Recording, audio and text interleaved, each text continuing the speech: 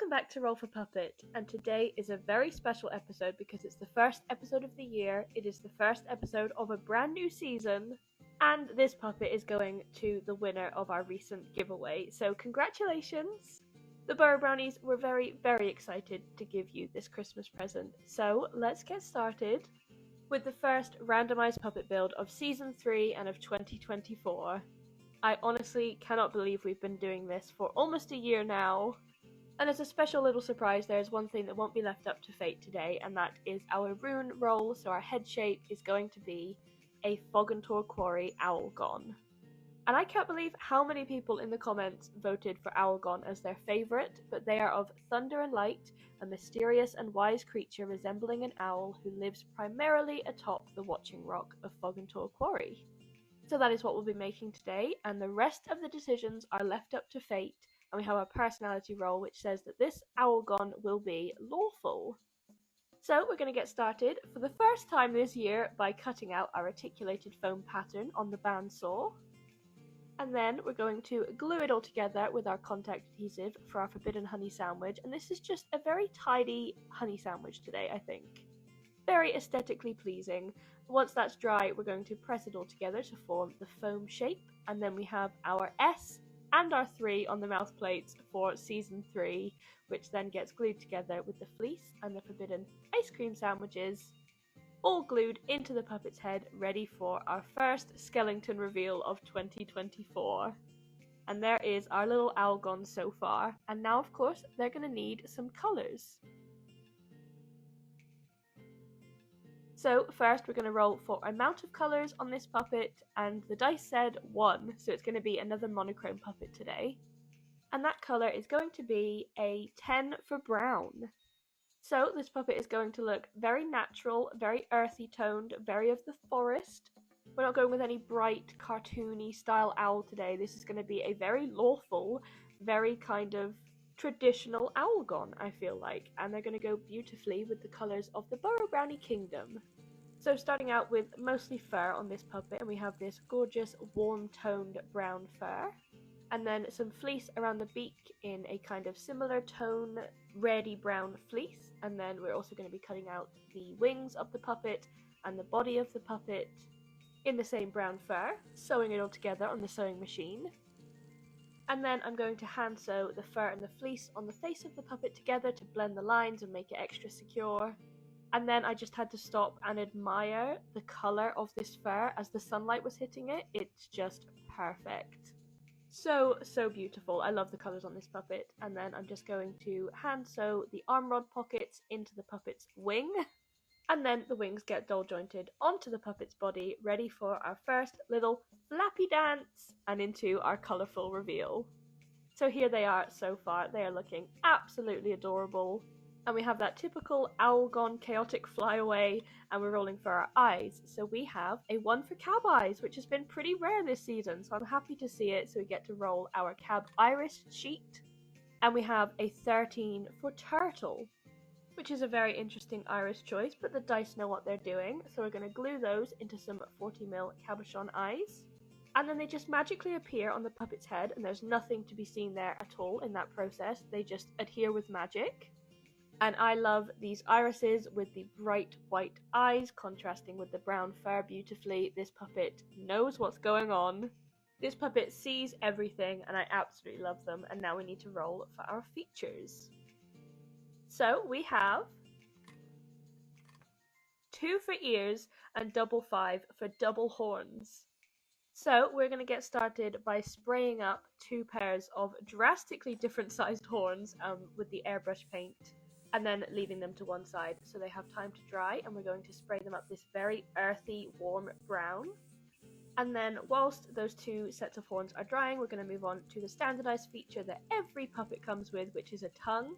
And we have this really pale beigey brown fleece that we're sewing up the tongue with, and then we're going to glue it into the puppet's head. I love all of these shades of brown together so much. They look really, really beautiful. And now that the horns are dried, they magically adhere to the puppet's head, and there's nothing to be seen.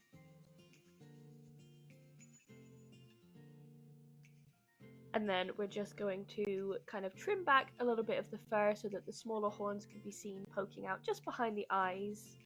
And then moving on to the ears for this puppet, we're going to sew up a little pair of brown fleecy ears. And we wanted them to be fleece so that they stood out nicely against the fur, because if we made them out of fur, they kind of would have just blended in. So then I'm just hand sewing them onto the head in between the two pairs of horns, and this is a busy owl gon.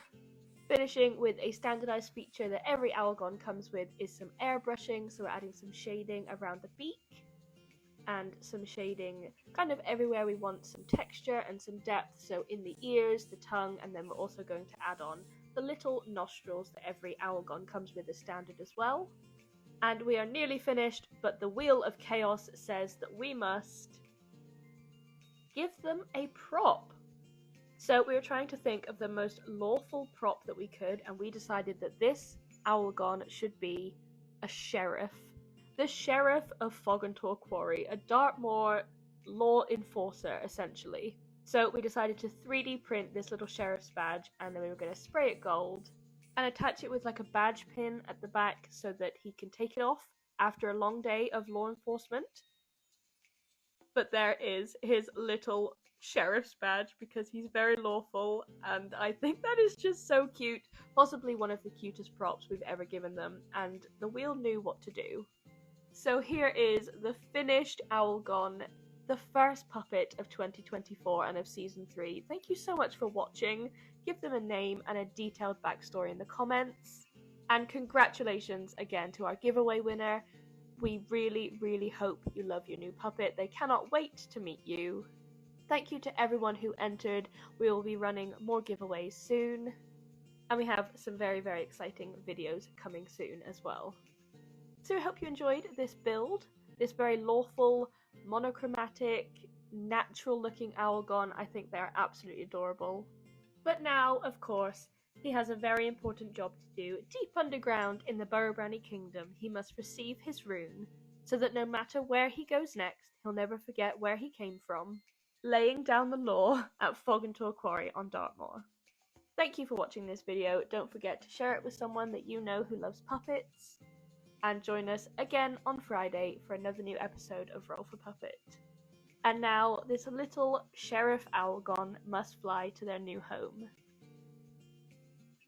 And then, of course, a massive, massive thank you to everyone here on screen. We could not be making this show without you. You guys are amazing, so thank you so much for your support, and we'll see you on Friday.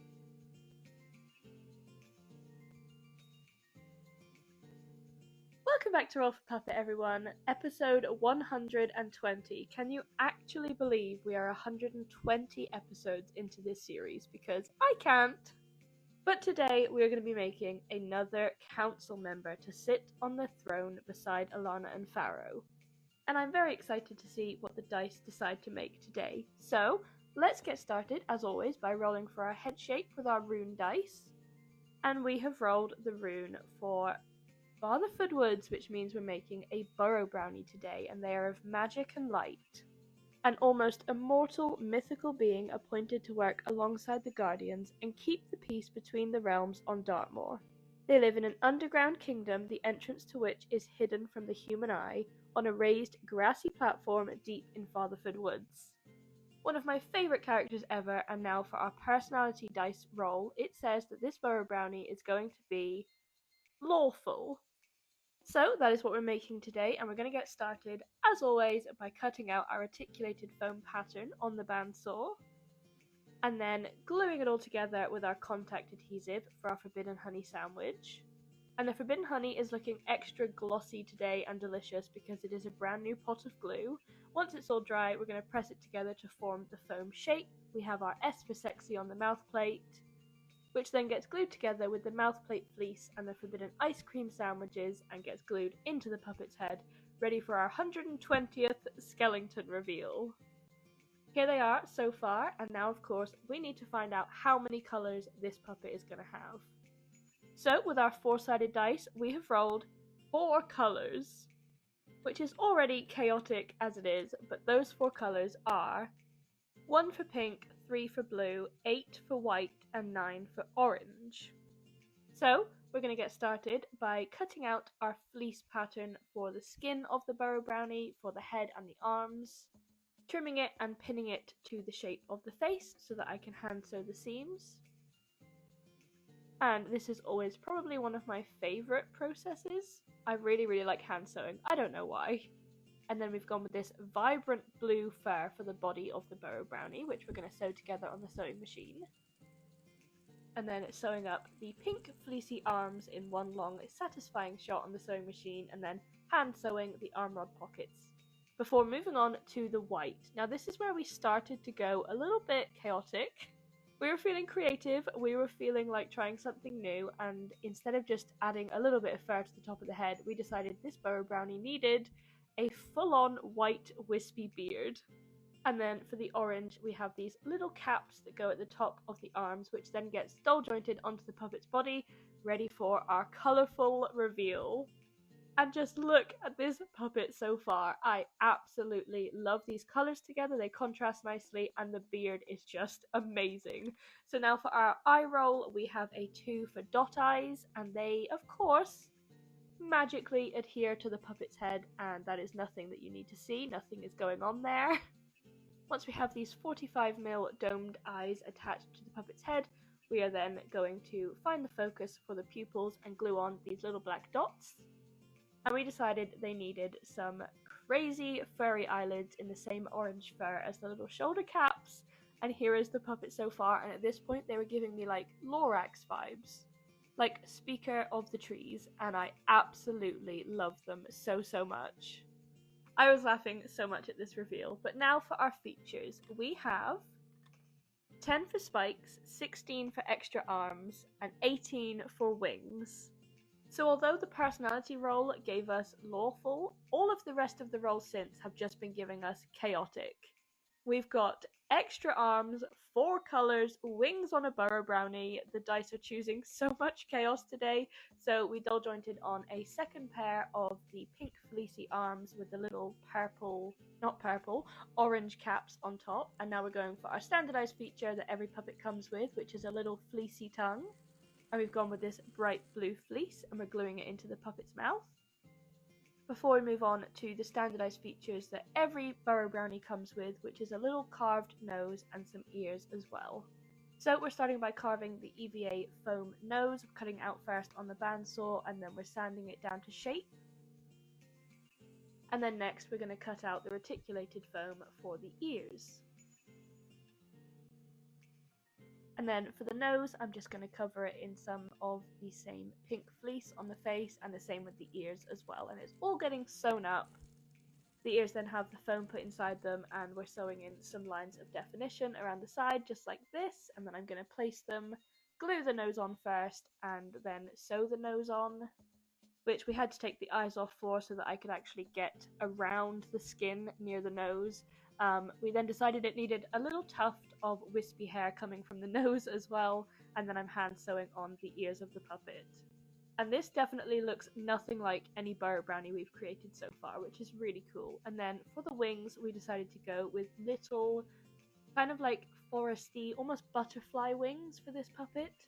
And we're going to go with the white colour scheme and sew them up. And I just thought this was cool. As I was filming, there was a constant stream of rainbow across the sewing machine, and it looked really beautiful. And I felt like it was just a really good positive sign for this puppet. We're then stuffing the wings a little bit before going back to the sewing machine and sewing in lines of definition where the rainbow streak was still showing up. And these wings look so cool, very different than any wings we've done before. They almost look like bubble letter wings. Does that make any sense? Sewing that onto the puppet's body, and we are almost done, but the spikes, we decided to go along with a puppet that we did at the end of last year. We're actually going to create the spikes into the hair as kind of like a hairstyle of the puppet, rather than adding 3D printed plastic ones on top of the puppet. And we're almost done, but of course on the spin on the Wheel of Chaos it says that we have to pick a wild card. So I always get a little bit nervous when I have to shuffle the cards on camera, because I'm a very nervous shuffler for some reason. And now we're going to let Alana choose her card.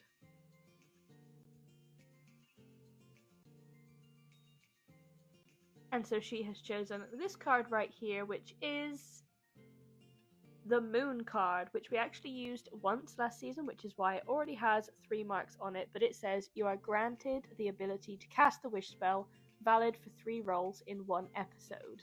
So that is great, and we're going to save that for a future episode. And now we have the finished puppet reveal, the lawful Burrow Brownie. The personality said lawful, but every single other dice roll was just chaos. We had 4 colors, we had wings, double arms, everything on this puppet, and we decided to throw in just loads of facial hair too. And I absolutely love it. It's definitely one of the most unique Burrow Brownies we've ever created. It doesn't look like any of the other ones. It looks like a fierce protector of the trees. And it's just really cool how a few different rolls produce just a wildly different puppet each time. I absolutely love this creature so much, and I hope you do too. But now, of course, they have an important job to do. Deep underground, in their realm, the Burrow Brownie Kingdom, they must now receive their rune, so no matter where they go next, wherever they end up, they'll never forget where they came from, underground in Fatherfoot Woods. And now they must take their rightful place on the throne on the council beside Alana and Pharaoh to help oversee future episodes. So thank you so much for watching. Don't forget to leave your name and backstory suggestions down below. Share this video with someone that you know would love it. And if you would like to take this lawful Burrow Brownie home, they are available on our website. Thank you so much for watching. We'll see you on Monday for a brand new episode, and a massive, heartfelt thank you to everyone on this page. You are keeping this show going. Your support means so much to us, and we literally couldn't do it without you. You guys are truly the best. Welcome back to Roll for Puppet, the series where we let the ancient wisdom of Dartmoor and some dice design our next creature. And today is a Monday, which means we're making another council member, but we do still have Lorelei on the council today, which is, I realised, the first time ever we have had 3 Burrow Brownies on the council.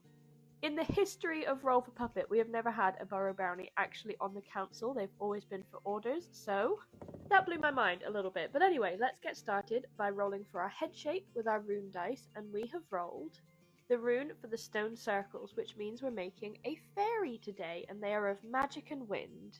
These mystical and mischievous creatures convene around a stone circle. They travel on the wind to lead people, sometimes down the wrong path. So we're making a fairy today, and our personality roll says that it must be mythical, which I'm really happy about because I love the mythical puppets. We're going to get started by cutting out our articulated foam pattern on the bandsaw, gluing it all together with our contact adhesive for our forbidden honey sandwich, which looks delicious today, but once that glue is all dried, we're going to press it together to form the shape of the head. We have our S for sexy on the mouth plate, which then gets glued into the puppet's head with the mouth plate fleece and our forbidden ice cream sandwiches, ready for our skeleton reveal. And here is our fairy so far. With our council of Burrow Brownies looking on, we now need to roll for colours. So first of all, amount of colours, and we have 1, so we're going to have a monochrome puppet today, and that colour is a 9 for orange. But before we lay any fabric down, we're going to get started with our foam carving that every fairy comes with as standard, and we have this EVA foam sort of brow ridge. Then we're going to carve it to shape and move on to the fleece work. So I'm going to cut out this bright orange fleece for the head and the arms and the body of the puppet. And then we're going to glue the fabric onto the mouth of the puppet. And then we're going to let that dry before I do any hand sewing on the head. We're going to move on to cutting out the body.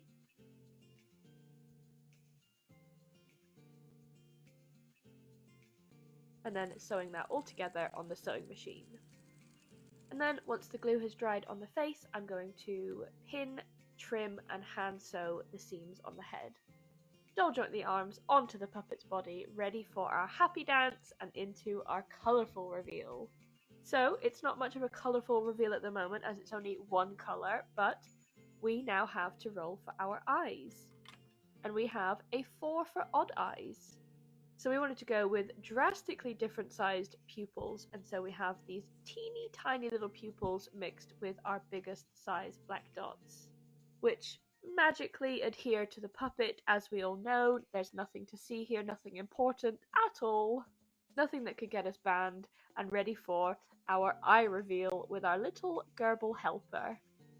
So here is the puppet so far. They look absolutely adorable, but now we need some mythicality, and so we have to roll for our features. And we have 5 for horns, 7 for hair, and 19 for roll again. And the fairy already comes with hair as standard, so we need to roll the 7 again, and we have 14 for lips, so it doubled, 7 to 14.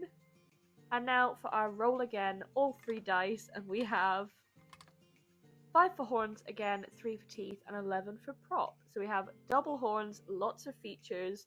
This was definitely a chaotic roll, but we're going to get started with a standardized feature that every puppet comes with, which is a little fleecy tongue. We're going to aggressively glue that into the puppet's mouth and then move on to the hair. We have this gorgeous bright orange spiky hair that we're going to sew into a little wig. Moving on to a little foam EVA carved nose for the puppet. And with a fairy, we normally go for kind of a pointy upturned nose. But this fairy's very different and very mythical, so we've gone for a little button nose that we're going to cover in fabric, let it dry. I'm then going to hand sew on the wig of the puppet, and then hand sew on the nose as well. And the 3 different colours of oranges that we have going on right now go so well together, and it looks adorable. Now, for horns, we wanted to do something very, very different, as this is a mythical puppet and it has double horns. So one of the sets is going to be a carved EVA foam airbrushed set of like antler horns. We want this to look very natural, very of the forest, so we're going to mix together some orange and some burnt sienna. We're going to start painting darker at the base of the horn and then fade it as we go up, so it looks nice and natural. And then whilst we have the airbrush out, we're going to paint on the lips of the puppet with a little bit darker than we painted the horns, just so they stand out, because this orange fleece is very, very rich and it was hard to get any colour to show. Then we're going to add some definition into the tongue as well. Second coat of darker paint on the base of the horns now that it's dry, and here they are. They look fantastic, they look so natural, and a really different nice change for the horns. For the second pair of horns, we wanted them to stand out a little bit in front of the orange, and so we have these stark white little pointy horns that we're going to glue on, and they go perfectly with the other set, the airbrushed foam set. This puppet is very, very unique. Now, every fairy comes with wings as standard, and so we're just shaping them with this silver wire with our template, and then we're going to glue them to this kind of star cellophane paper. Glue them both sides, make sure it's nice and secure and flat, and then we're going to heat seal the wings. And I always forget how long wings take on a puppet. These definitely took up the most time on this build today. And I don't think you can ever tell on the video because it's so condensed, but this was a really long build today. And then for another beautiful mythical touch, we have this orange shimmery ribbon that is kind of autumnal colours, and I know it's not autumn right now, but it goes really well with this puppet's colour scheme. And then for the mythical prop, we decided that this fairy should have a staff. And we added some of the same ribbon and some beads, and it is looking so cool, really going well with the mythical theme. Finally adding a little row of EVA foam teeth, and it brings out the white with the horns really nicely and stands out next to the orange. Finally, before this puppet is over, we have a spin on the Wheel of Chaos, and it says that we must add sparkles and glitter, which is just perfect. That is such a perfect role for this puppet. For this mythical monochrome fairy of the forest, definitely needed some glitter, and here is the finished final puppet reveal. This build was really, really something today. I absolutely love them, but they have everything. They had double features, they have double horns. I absolutely love the mythical personality and the colour scheme.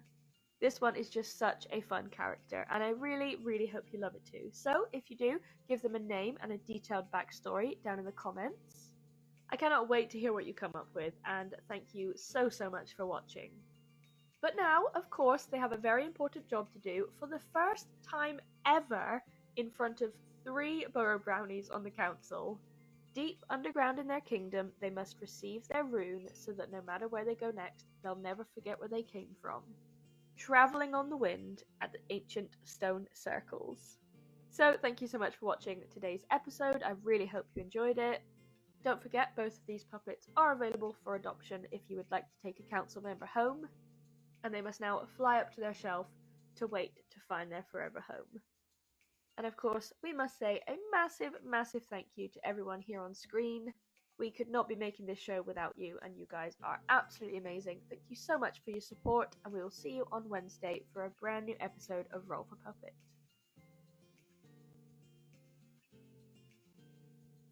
Welcome back to Roll for Puppet, the series where we let the ancient wisdom of Dartmoor and some dice design our next creature. Thanks for coming back to join us for another new episode today. And of course, today we have our very rare all-burrow brownie council that we've never had before. And so they're all going to oversee today's build with a few little gerbil friends to help. And we're going to get started by rolling for our head shape with our rune dice, and we have rolled the rune for Fatherford Woods, which means we're making another burrow brownie today, and they are of magic and light, an almost immortal mythical being appointed to work alongside the Guardians and keep the peace between the realms on Dartmoor.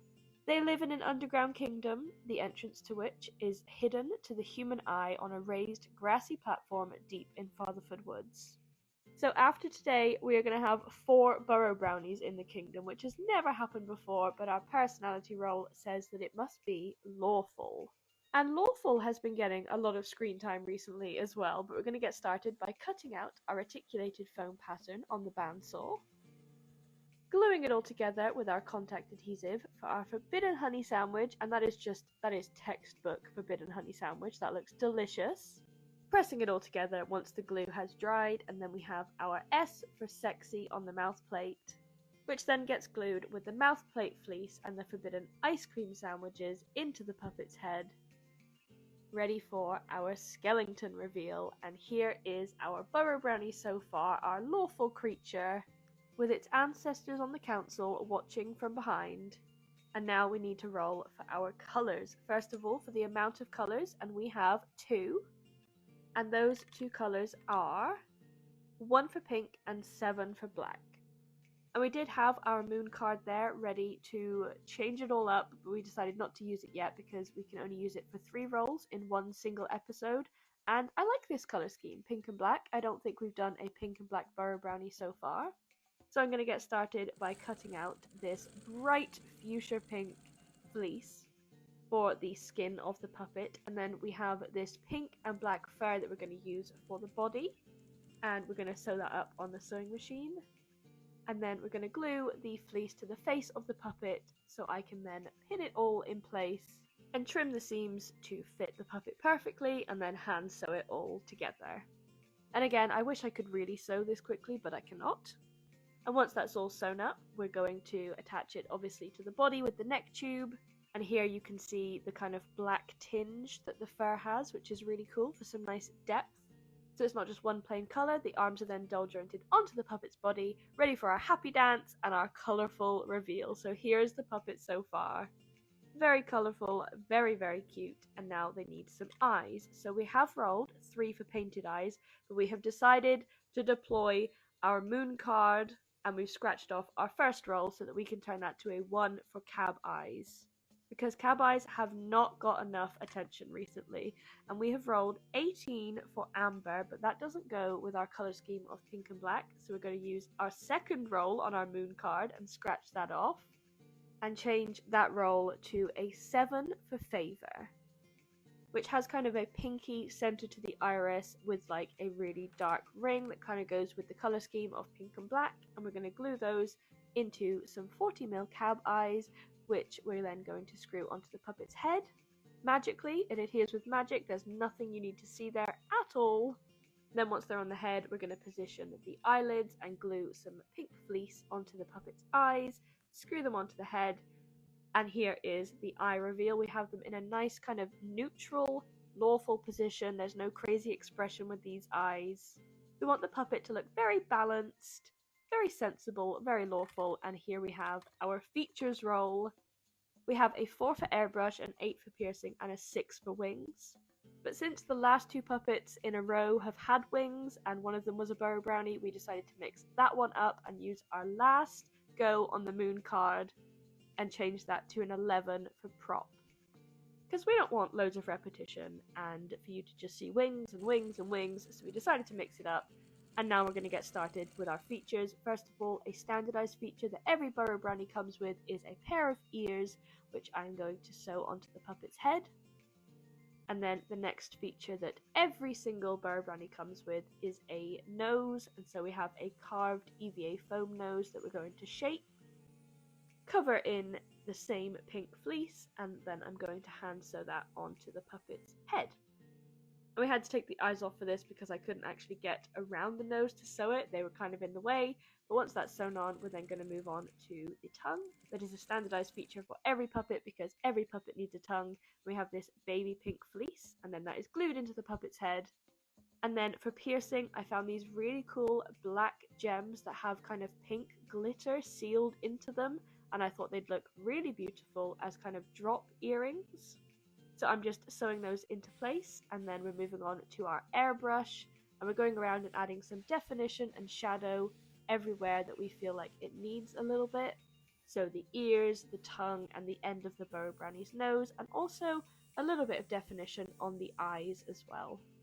Now, to add a little bit more black into the colour scheme and to go with our lawful personality that we've created for this creature, we decided to give them a little black custom wig, which I'm then sewing into place, and it's absolutely amazing how this has immediately changed the character. Like, I really felt like this puppet needed some slick back hair, kind of like a lawful FBI agent, like Dale Cooper haircut, you know, Special Agent Dale Cooper.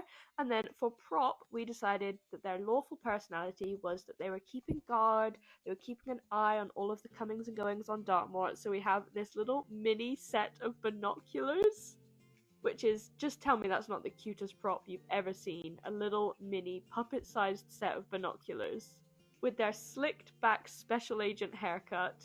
We're almost finished, but we need to have a spin on the Wheel of Chaos. And our little finger puppet is here to help us, and it says that we must pull another wild card. So the dice and the wheel for the last 5 episodes or so has been really repetitive, and it's given a lots of lawful, lots of wild cards, and lots of burrow brownies. But anyway, I'm shuffling the wild cards, and I'm going to let our little finger puppet friend choose the card.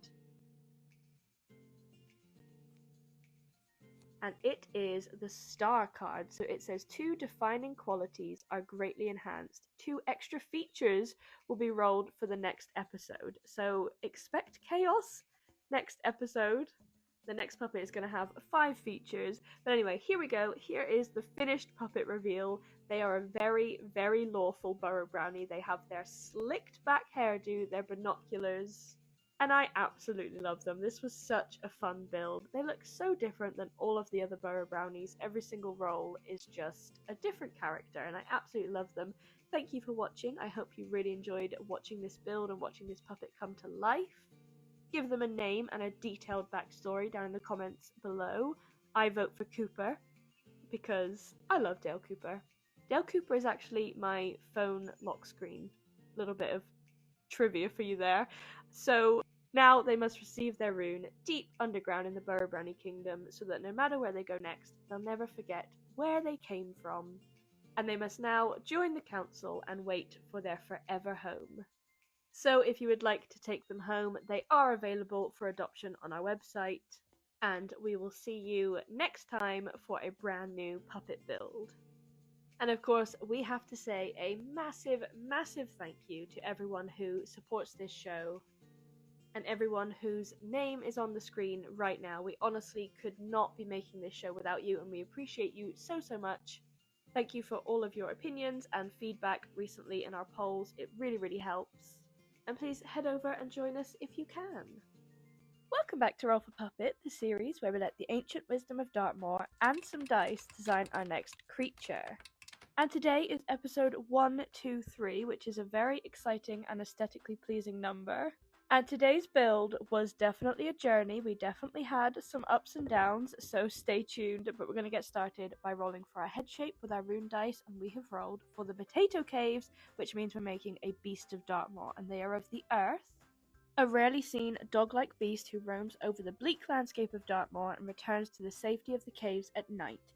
Many claim to catch glimpses of him, but are never quite sure of what they have seen. So we're making a little beastie today, and the beastie's personality is evil. So that's going to be a lot of fun, and let's get started by cutting out our reticulated foam pattern on the bandsaw, gluing it all together with our contact adhesive for our forbidden honey sandwich.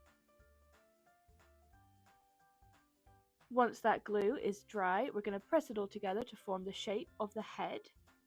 And then we have our S for sexy on the mouth plate, which gets glued together with the black fleece for the mouth plate, the forbidden ice cream sandwiches, and it all gets glued into the puppet's head, ready for our skeleton reveal. Our 123rd skeleton reveal. Can you believe that?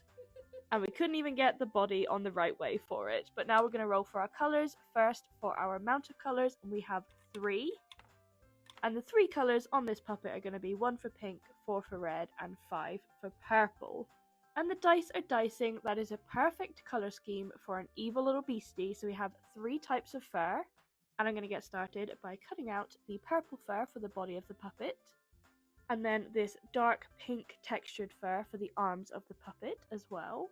And then a little tuft of the same pink fur for the belly patch of the beastie, because every beastie has a little belly patch. And now here is where things start to go wrong. So I started to cut out this red fleece for the puppet's hands, and we had a power cut. You may have seen my video from a couple of days ago. We had no power, none of our machines were working, our lights, our heating, everything turned off for 5 hours. So I did as much as I could without any power, and none of our machines work, so there was a little bit of an interlude, as you saw. But then we came back the next day, and we started again when we had power by sewing everything up on the sewing machine.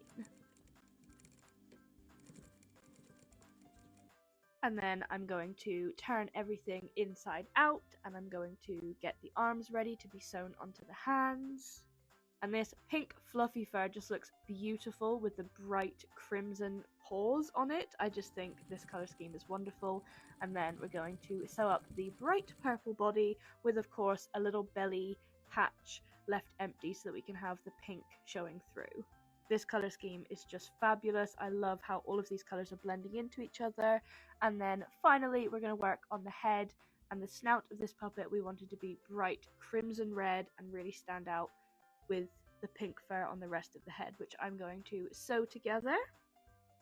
And then once all of the fabric is sewn and glued and fitted perfectly, we're going to doll joint the arms onto the body, ready for our happy dance and our colourful reveal. Here we are. I absolutely love this puppet so far, but of course they need some eyes. And we have rolled a 4 for odd eyes. So I like the idea of having 2 drastically different colours for the irises on this puppet. So we're going to go for some red poppy irises and some purple indigo irises, and we're going to glue them in. And so once these are glued in place and all dry, we're going to find the focus for these eyes, and we're going to add some fleecy eyelids. And we want to find them in the perfect position so that this puppet looks a little bit grumpy, a little bit extra evil. And of course, as we all know, that magically adheres to the puppet's head and there's nothing to be seen there. Ready for our eye reveal. And here is our grumpy little beastie so far. And they're not quite finished yet because we need to do our features roll. So, as you may remember from last episode, we have the star card employed, which states that we must roll an extra 2 features for this puppet. So it's going to be a little chaotic, but our first roll is 1 for nose, 9 for eyelashes, and 15 for spine. Now, the beastie already comes with a nose as standard, so we have to re-roll for 3, and those are 2 for ears, 10 for spikes, and 12 for claws. So this puppet is going to have 8 features on it, which is very chaotic and very time consuming, but we're going to get started with the standardized feature of the nose, and of course the other standardized feature of a fleecy purple puppet tongue, because every puppet needs a tongue. And we're going to glue that in place and then move on to our next feature. We're going to spray some of these little white spikes. We're going to spray them silver and then let them dry and leave them to the side for something later, you'll see. And then we're going to move on to our claws. So we're just going to glue some claws onto each finger of the puppet's hand. Nice and sharp and evil. And then once those are glued in place, we're going to move on to the next feature, which is spine. And so because this is a very furry, fluffy puppet, we're going to add a little strip of contrasting fur on the spine of the puppet, but we do need to shave it down a little bit so that it can glue. And we're going to have some of the dark pink spiky fur on the back.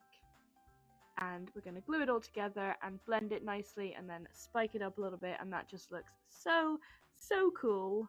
And then the other standardized feature that every beastie comes with is a little bit of airbrush. So we're going to go around and add some features and some shadow around the muzzle of the puppet and the eyelids and the tongue and anywhere we wanted a little bit of extra depth.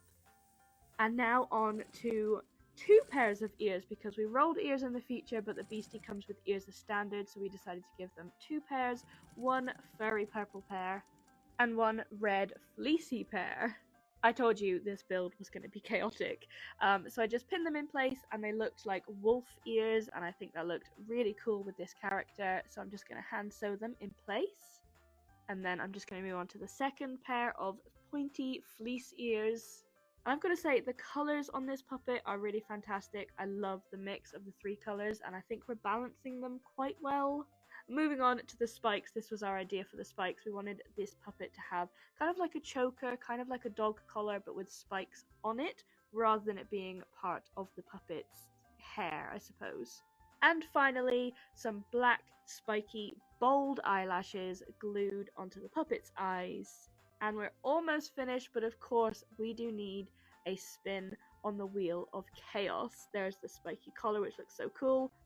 And the chaos wheel says that we must visit their realm. Okay, we have not rolled that in a really long time. So coming soon, you will see this puppet get to explore their realm and get to go home for the first time. But here is our finished puppet reveal. I feel like a good name for this puppet would be Spike. And that's not even a Buffy reference. Look at me, I'm growing. It's not a Buffy reference. It's a reference to their little choker. This puppet is so cute. I love it so much. It was a battle to get it finished. We had power cuts, we had double features, we had so many things going wrong behind the scenes that you don't even get to see in these videos. So thank you for watching. I hope you enjoyed it. Let us know what you think down below. And now they have a very important job to do. Deep underground in the Burrow Brownie Kingdom, they must receive their rune so that no matter where they go next, they'll never forget where they came from, howling at the moon in the potato caves. Thank you so much for watching. Don't forget to share this video with someone you know who loves puppets, and we will see you very soon for a brand new episode of Roll for Puppet. And I have to say a massive thank you to our community and everyone here on screen. You are keeping this show going, and your support means so much to us. Please head over to Patreon if you would like to help us keep Roll for Puppet on this app. Thank you. Welcome back to Roll for Puppet, the series where we let the ancient wisdom of Dartmoor and some dice design our next creature. Thanks for joining us for another new episode today, and let's get started. First of all, by rolling for our head shape with our rune dice, and we have rolled the rune for the Borrid Mines, which means we're making a Borrid today, and we all know them. They are of dark and earth. They live a slow, solitary life in the dank caves and crevices of Dartmoor, plotting and planning the downfall of the Burrow Brownie Kingdom. And for our personality roll, that Borrid is going to be cute, which is an interesting roll. So we're going to get started by cutting out the reticulated foam pattern, of course, on the bandsaw. Gluing it all together with our contact adhesive for our Forbidden Honey sandwich, which is textbook and delicious today. That's a perfect Forbidden Honey sandwich. Then once the glue is dry, we're going to press it all together to form the shape. We have our S for sexy on the mouth plate, which then gets glued together with the fleece and the Forbidden ice cream sandwiches into the puppet's head, ready for our skeleton reveal. And here is our Borrid so far. Can't quite tell how this puppet is going to turn out yet, but now we need our colours. First, for the amount of colours, and we have a 3. So those 3 colours on this puppet are going to be 2 for green, 8 for white, and 9 for orange. Now we all remember for King Louis the Borid, he was this green fleecy colour, and so we want to mix it up, and we want this Borid to be mostly orange with some green highlights. So kind of the inverse of Louis. So where Louis was mainly green with orange spots, this time we're going to have orange with green spots. So I'm going to cut out the head and the body and the arms of the Borid in this orange fleece.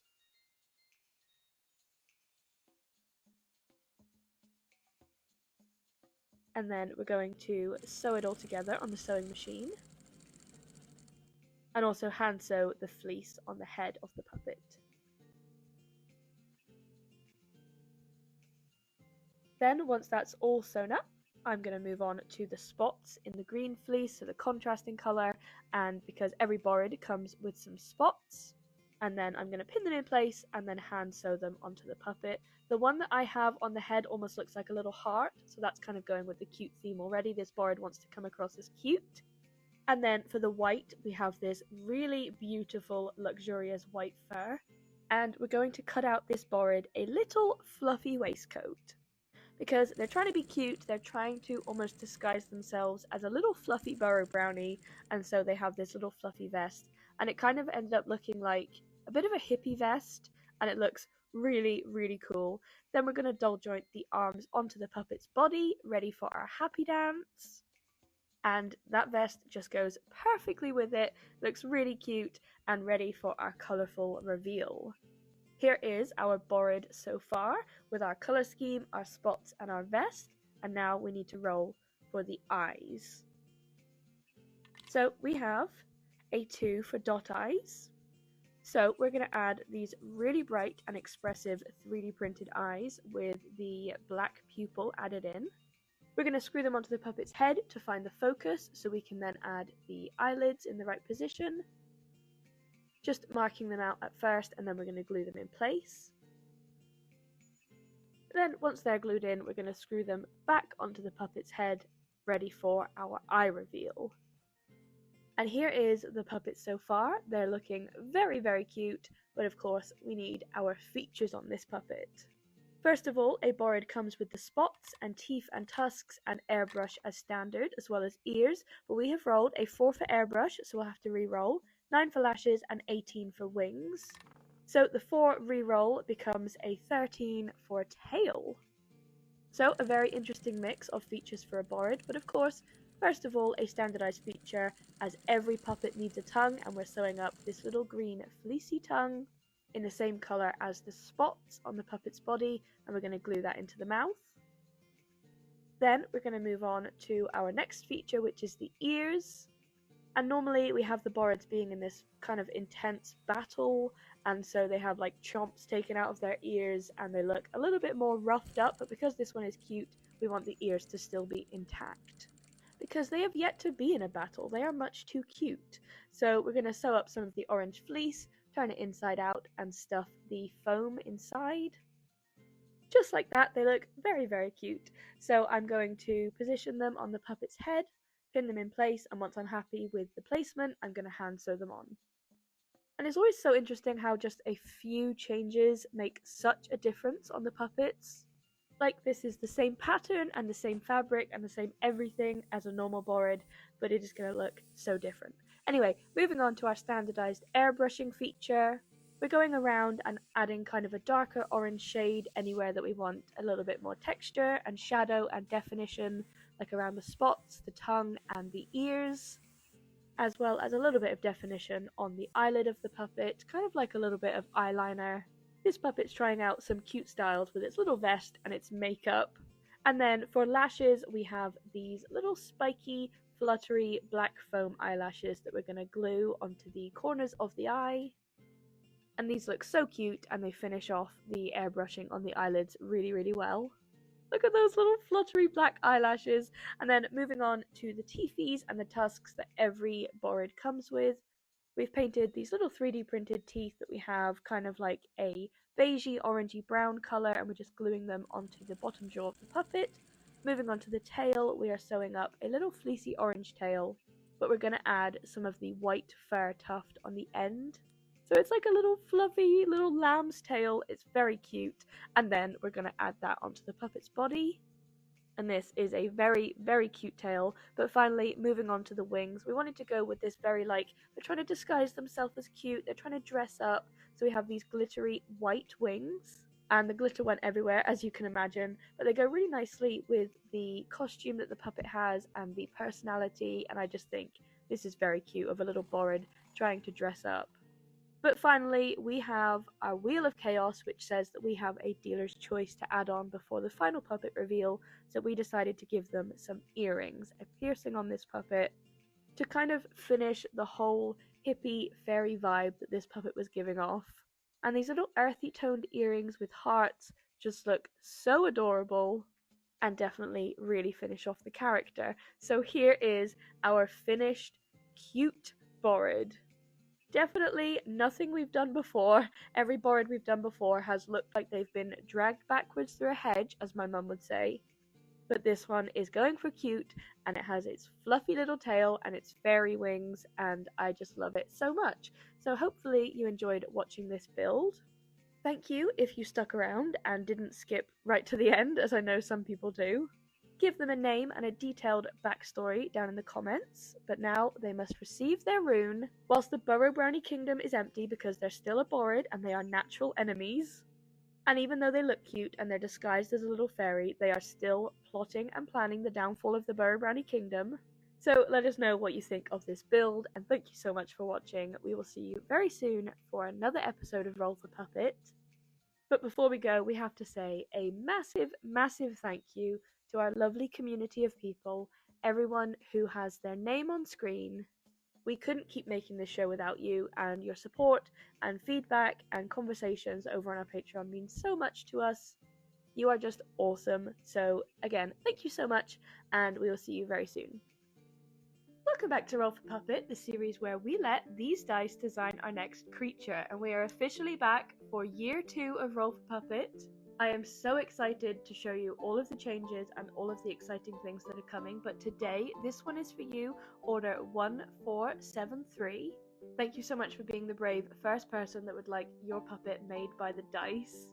And we're going to get started by rolling for our head shape. So today we have rolled a 1 for the Snoz head shape, which is just such a full circle crazy moment, as that is the first puppet we ever made and also the first puppet we ever made for Roll for Puppet, so it just feels so crazy that we've rolled that again for year 2. But our personality dice roll says that this Snoz must be from outer space. So we're going to have like a spaceman / alien theme going on with this puppet today, which is really exciting. And I just want to say a huge thank you to everyone that filled out the survey and kind of gave your thoughts and feedback on what you'd like year 2 to be. It was so exciting to hear everything that you wanted to see, basically. And so there's some old head shapes, there's some new head shapes, there's some new characters, there's lots going on, and hopefully you guys are going to love it. So here is our foam reveal. And now, of course, this puppet needs some colours. So first of all, we're going to roll for amount of colours, and we have 1. So we're going to have a monochrome Snoz today, a monochrome alien Snoz, and that one colour is 2, which is going to be white. So we've rolled a 1, a 1, and a 2 so far. Pretty low rolls today. So we're going to grab this white fur, and then we have just this plain white F3 fleece. This is actually how it comes like to us, and then we have to dye it to match all of the colours in the series. But thankfully we had some that we hadn't dyed yet, so we still have some of the plain fleece, and we're going to cut that out for the arms and the head of the puppet, and also this wispy white fur for the body of the puppet, and we're going to sew it all together on the sewing machine. The Snoz is a little bit different than all of the other puppets that we've been making, certainly ones that you've seen recently in season 2, because the mouth plate goes in after the fabric. We have an S for Snoz on our mouth plate, which then gets glued into the foam mouth plate, which is sewn inside the head. And it's just a nice little mix-up, hopefully. You wouldn't have seen this head shape for a really long time. And it's nice for us as well to make something that we haven't made in a really long time. So now I'm going to put some of the stuffing into the nose of the puppet. And there we have our Snoz so far. And now I'm going to move on to sewing up the arm rod pockets in the hands, and then the arms are going to be doll jointed onto the puppet's body. And we're going to have our first little happy dance of year 2. And here is our completely white monochrome Snoz puppet so far. And now, of course, they need some eyes. So we have rolled a 2 for cab eyes, which means we get to roll for our cabochon iris, which makes me really happy, because cab eyes are definitely my favourite. And we have rolled a 4 for Vader, which is, again, really perfect for a space theme, because I actually named these irises after Darth Vader, in case you can't tell. So we're going to glue those irises into some of our cabochon eyes and then let that glue dry. Then we decided what would be really fun and make this more of like an alien kind of creature was to put the eyes on stalks. So we have the wire attached to a doll joint, and we're going to cover that in foam, and then we're going to cover it in the same white fleece, and then we're going to attach the eyes to it, and we thought it would be nice if some of the spiky white fur was on the back of the eyes as well. And then we're going to attach it onto the puppet's head, and this already looks different than any Snoz we've made before, and now we need to roll for our features. Just got to quickly get those dice into the shot so we can show you what we rolled. We have a 4 for hair, 6 for airbrush, and 10 for tail. Now, airbrush is going to be a challenge on a completely white puppet that we can't add any colour to. So first of all, we're going to lay down some hair, some of the same white fluffy hair, and we're going to cut it and sew it into a little wig for the puppet. And then for tongue, I actually went into one of our old scrap bags and found some grey Antron fleece, because grey is kind of like the shadow to white, and we wanted a little bit of contrast rather than just a stark white tongue in the mouth. So we're sewing up this kind of wobbly alien tongue and sewing a line of definition down the middle and then gluing that into the puppet's mouth. And that's just going to help add a little bit of difference between the white. And then for tail, we're actually going to spin up a couple of lengths of this wire to help give it some strength, and then we're going to cut that to the right length so we can have a nice posable tail for the puppet. And we're going to cover it in the same white fleece and fur, and then we're going to attach it, and it's just nice that we can kind of make this any shape. And then once that's in place, we're going to move on to the airbrush, which is obviously going to pose a challenge on a stark white monochrome puppet. But we decided to have this really pale grey colour and kind of just go around and add some shading and some definition beneath the eyes and on the eye stalks, just for a little bit of added depth. And then we're going to darken the colour a little bit again so that we can add some shading into the grey on the tongue. And this puppet is nearly complete, but of course we need a spin on the wheel of chaos. And today, chaos says that we must give them a prop. So in preparation for year 2, we actually printed a bunch of props that would go with different themes. And so this is one of the props that we printed for a space themed puppet. And it's a little blaster gun, it's a little ray gun, and it is so cute. So this little monochrome alien space Snoz has a weapon for their prop, and you don't want to mess with them. They are definitely giving chaotic space creature. And here is your finished puppet. So thank you so much for trusting us and the dice to make you this puppet. Thank you for being brave enough to be the very first episode of a new era of puppets. Hopefully you enjoyed getting to see your creature come to life, and they cannot wait to meet you and fly off to their first ever home on Earth. So don't forget to give them a name and a very detailed backstory down in the comments, and hopefully you enjoyed a little bit of the Season 1 chaos returning. I have definitely missed making Snozzlepuss puppets, so thank you so much to everyone that suggested we bring back these head shapes, and again, thank you to our very brave customer. We cannot wait to read all of your name suggestions in the comments, and we really appreciate you watching this episode. And I also want to say a massive thank you to everyone on our community who suggests videos and supports us. We couldn't make any of this content without you, and you are the best. We'll see you on Wednesday for another puppet episode. Welcome back to Roll for Puppet, the series where we let these dice design our next creature. And today is Friday, which means we're making a council member.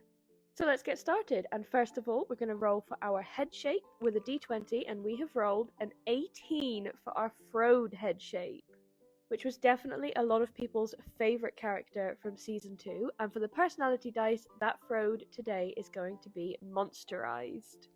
And I don't think we've had an evil, monstery, dark Frode yet. I think all of them have been kind of mythical or cute. So this will definitely be an interesting build today, and we're getting started by gluing all of the foam work together. And we are ready for our skeleton reveal in the Burrow Brownie Kingdom, and next we need to roll for colours, and first of all the amount of colours on this puppet, and we have rolled a 3. So those 3 colours are going to be double 3s for red and a 7 for purple. So the dice giveth and the dice taketh away. It said, we're going to have 3 colours, and then it was like, no, we're going to have 2 of the same colour first of all. But things may change later, so keep watching. But as we have a double 3, we're going to go heavy on the red, and we're going to have most of the skin of the Frode in this dark, dark crimson red. And this is actually the colour of F3 fleece that we first ever used in Season 1, so it's a little bit sentimental. And then for the purple, because every Frode comes with a few spots as one of their standardized features, and so I'm going to hand sew these spots onto the body, and this combo of purple and red is just very Disney villain, and so it's perfect for Monster Eyes. We have our little happy dance and our colourful reveal, and this Frode is looking, at the moment, adorable, so we've got to do something about that. By rolling for our eyes, and we have rolled a 4 for painted eyes, so of course, to go with the color scheme and the evil monsterizey theme, we're going to spray them deep purple. And obviously we'll need to wait for them to dry before we glue in the black dots, and then we find our location for the eyelids. Now of course we want this to be very monstery, very dark, and so we've gone with a very harsh expression and downturned eyelids, so they kind of look like a monster. And now we need to roll for our features, and we have 15 for eyebrows, 17 for double up, and 8 for piercing. So we decided to double up on an extra pair of the painted eyes so that this kind of looks more like a monster, and this gave us a lot of issues to try and fit it all on the head and have the right focus, so we were taking the eyes on and off constantly before we could find the right positioning. Put the eyelids on the second pair of eyes, and now it is all the better for them to just stare at you with, which is very unsettling, but that's kind of the personality we're going for with this puppet. So we're screwing on the second pair of eyes and then moving on to the tongue in this deep purple shade of fleece, because every puppet needs a tongue, and we wanted it to be very long and kind of pointy, so it's like a monster tongue. And once the tongue is glued in, we're going to move on to our next feature, which is eyebrows. And so we have this spiky dark purple fur, and we're going to have it as kind of like this very harsh unibrow just behind the puppet's 2 sets of eyes. And then for a piercing, we're going to move on to a septum piercing, because of course every Frode comes with little nostrils, and this is just so fun. This looks like no Frode that we have created before, but of course before our final reveal we need a spin on the Wheel of Chaos, and the wheel says that we must add an extra colour. So the Fates changed their minds a couple of times. They were like, we want 3 colours. No, we want 2 colours. Okay, no, we've changed our mind. We want 3 colours again. So we wanted to contrast the deep tones with this very bright, very fun yellow fur, and we're making them little shoulder cuffs, little spiky furry shoulder cuffs. And before their final close-up, we're going to go around and add lots of shading and definition around the spots and the tongue and anywhere that needed a little bit of depth. And we are now ready for our finished puppet reveal. So here is our tricolor monsterized Frode, and they are just such a unique puppet, and they were really, really fun to build. So hopefully you enjoyed watching the whole process and watching them come to life. Of course, as always, we need name suggestions and incredibly detailed backstories, like worryingly detailed backstories in the comments. And I will go through and pick some of my favourite names, and then one of them will be the official name for this puppet. And of course, they are a council member, so they will be available for adoption if you've always had your eyes on a Frode and these are some of your favourite colours. And they cannot wait to just, I don't know, just terrorise you and your household, basically. And if that is not an incentive to adopt them, I don't know what is. So thank you so much for watching this video. And we will see you very soon for another episode. Here, Alana is trying to talk the Frode out of their monsterish ways, and I don't think it's going to work, but she had to try. And of course, before we go, I have to say a massive, massive thank you to everyone over on our community who supports content like this and suggests new ideas, and we just couldn't make any of this without you. You are the best. Welcome back to Roll for Puppet, the series where we let these dice design our next creature. And today, this one is for you, Order 1507. Thank you so much for trusting us and the dice to make you this randomized puppet. We can't wait to show you, and let's get started. First off, by rolling for our head shape, and we have a 15 for the return of the Bimble head shape.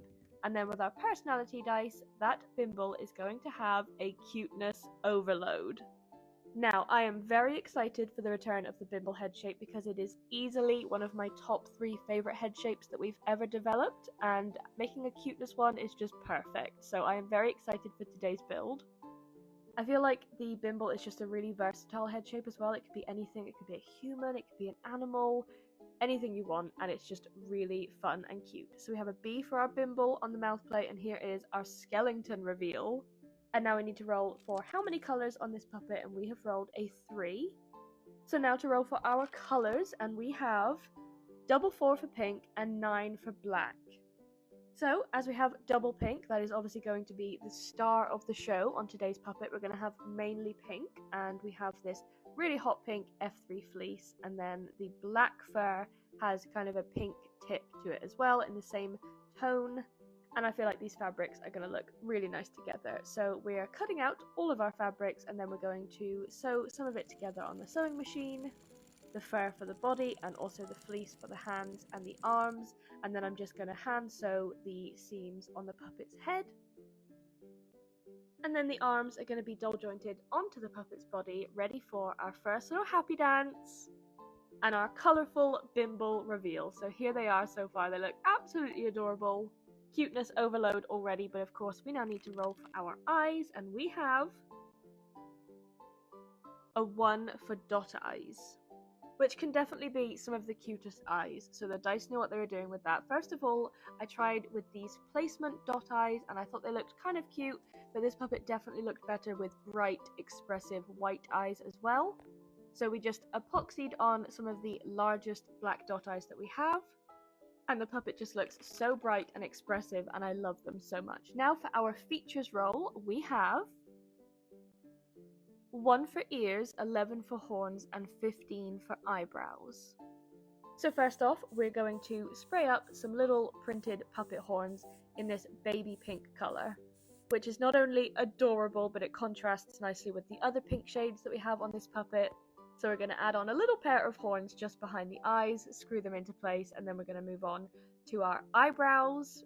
So I wanted to go with a different shade of pink, and again it has a little bit of a black tipped fur on it, and it was at this point when we added these fluffy eyebrows that I realised this puppet looks like an axolotl, which just adds to its cuteness tenfold, and I could not cope with how adorable. So for the ears we wanted to do something a little bit different, rather than the standard kind of pinched ears that we did a lot in season 2. So we mixed it up, and we have these little stuffed fleecy axolotl ears, and it kind of changed the entire vibe of this puppet, and it is definitely cuteness overload. And then we've gone for another lighter shade of pink again for the tongue, fleecy puppet tongue that we're just gluing into their mouth. So we definitely have lots of different pinks on this puppet, and it goes so well with the dark black body, but we are not quite finished. We need a spin on the Wheel of Chaos, and it says that we must give this puppet a weapon. So the cutest weapon that we could think of was a little self-defense gerbil on a little lead in a matching pink fur to the eyebrows, and it's just this little baby pink gerbil that is just full of chaos, but love and protection for their owner. So it is not a weapon of destruction or to attack anyone, it is more of a self-defense weapon, because this is just the cutest puppet and it could never hurt anyone. So here is your finished puppet reveal. They are absolutely adorable. I love them so, so much. The dice knew what they were doing throughout this entire build, and I just love the fact that the character was almost revealed to us. I did not go into this build thinking I was going to make an axolotl style character, but it just kind of happened as we were going along, and so that was really, really fun. Thank you so much again, Order 1507, for trusting us and the dice to make you this randomized puppet and their little gerbil weapon friend. I really hope you enjoyed getting to see the entire build, and they cannot wait to meet you. So give us name suggestions and detailed backstories in the comments down below. Thank you for watching, and a massive thank you to everyone on our community that supports us and suggests content. We could not make any of this without you, and you are so, so amazing. So thank you, and we will see you on Wednesday for another episode. Welcome back to Roll for Puppet, the series where we let these dice design our next creature. And today, this one is for you, Order 1524. Thank you so much for trusting us and the dice to make you this randomized puppet, and let's get started. First off, by rolling for our head shape, and we have rolled a 20 for dealer's choice, which means today we're going to be whipping out an old favorite, the tall head shape, which we have not made for a very, very long time. And then on the personality dice, that puppet is going to be monsterized. So I'd say it's been 8 or 9 months since we've used this head shape, which is why it's really exciting to get a chance to use it today and show you all something that you wouldn't have seen in a really long time. Or for some of you, maybe not at all, because we've gained like 20,000 followers this week, so many of you may not have seen season 1 or any puppets for a really long time. So I feel very honoured that the dice gave us the dealer's choice for today. So once the foam work is all done, we're going to have our skeleton reveal, and then moving on to rolling for our colours. First of all, for the amount of colours, and we have 4. So the dice are choosing Chaos and Maximalism today. Those 4 colours are 3 for red, 8 for multicolored, 9 for black, and 10 for green. So the dice didn't want anything simple today. And as this is a monster, we want kind of the darkest fabrics that we can find, the deepest tones. We want blood red and dark rainbow and dark green. We don't want anything soft or pastel. We want this to look like a very deep, dark, monstery puppet. So we're just cutting out all of our fleece and fur and sewing most of it up on the sewing machine. But then, of course, I'm going to hand sew the seams on the puppet's head, which is always a very difficult job with the tallest head shape that we have. Now, to incorporate some of the blood red on the puppet's face, because we didn't want it just plain green, we're actually adding these fleecy patches that are going to go behind the puppet's eyes. Then, of course, we're going to doll joint the arms onto the puppet's body, ready for our first little happy dance. And into our full colourful reveal. So to add a little bit of the black as well, we have this really spiky tuft of hair on the top of the head, and also these little furry cuffs on the arms as well. And they just cannot control themselves because we're rolling for eyes next, and we have 1 for dots. So we don't have any cool cabochon irises that we can add to this puppet, so we're going to have to try and make lots of expression with these eyes with the eyelids. So we are adding this really harsh, downturned, kind of scowly expression with these red fleecy eyelids, and we're just finding the right position for them before screwing them back onto the puppet's head. And this puppet is grumpy. This is a grumpy monster. And now for our features. We have a 10 for tail, 17 for double up, and 18 for prop. So remember what I was saying about how the dice are choosing chaos and maximalism today? They want maximum features, maximum colors, and now double limbs, and a tail as well. So we wanted the tail to be posable, so we're just making some aluminium armature wire that we are going to doll joint onto the puppet's body, but we're going to first cover it in some green fleece so that it matches the color of the arms, so that it looks like an extra limb as well as the extra arms. And we're going to fill that with some stuffing, and we're going to add a little tuft of black hair to match the hair on the head, and then we're going to attach it to the puppet's body. And it's really cool that we can pose it in any position, and so here is the puppet so far. Now, for the extra arms, we also wanted to incorporate more of the red to bring it out and make it make a little bit more sense with the red on the face. So we're adding some little fairy cuffs to the second set of arms.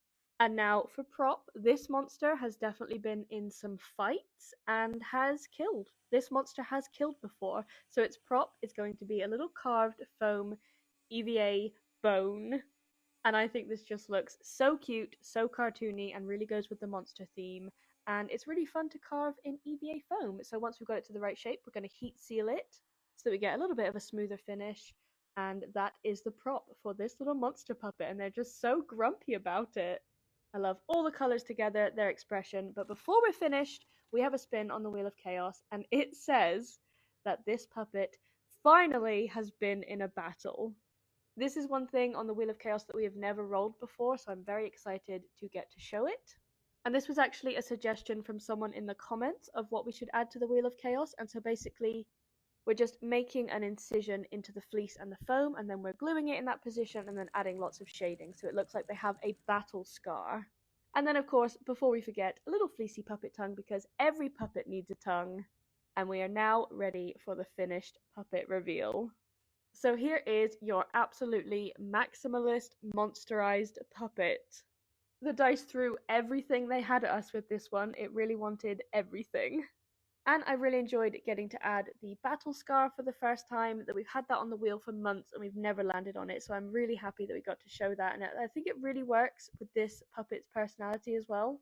Their monstery, kind of dark persona, and then they have the bone as the prop, so it already looks like they've been in a battle, so it was just the perfect role.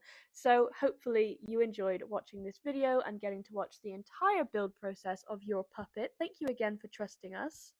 I cannot wait to hear what you all name them and the backstory that you give them down in the comments because you're always way more creative and funny than I am. And I just really hope you all enjoyed watching. So thank you especially to everyone on our community that supports us and helps us improve. We couldn't make this content without you, and we will see you all on Wednesday for another episode. Welcome back to Roll for Puppet, the series where we let these dice design our next creature. And today, this one is for you, Order 1542. Thank you so much for trusting us and the dice to make you a randomized puppet, and let's get started. First off, by rolling for our head shape, and we have rolled a 15, which means we're making a bimble. Definitely one of my favorite head shapes, and on the personality roll, this bimble is going to be from outer space. So the bimble head shape lends itself very well to a lot of different things, but especially an alien. I feel like it suits the alien theme really, really well. So we're going to be leaning into that today. And you may be noticing that the workshop is getting more and more sparse as these videos go on because we're trying to pack and work at the same time, and it's really difficult. But we're getting there. So now all of the foam work is done. We're going to glue the mouth plate into the puppet's head and we have our skeleton reveal. And now this little alien needs some colors. But the dice said that it can only have one color today. So we're going to have a monochrome puppet, and that color is 4 for pink. So a little pink monochrome alien today coming from outer space. So we're going to start with this really pale pink fleece.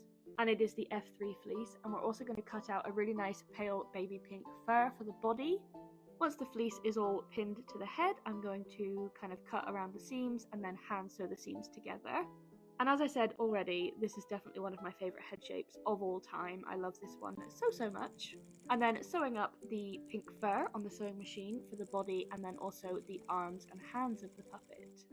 Then we're going to doll joint the arms onto the puppet's body, ready for our happy dance and our full colourful reveal.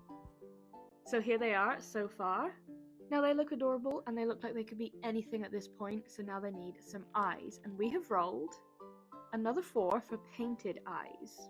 So painted eyes do go really well with the monochrome theme because we basically have no other colour on this puppet at all, not even the white of the eyes. So we're going to spray up some cabochon eyes baby pink.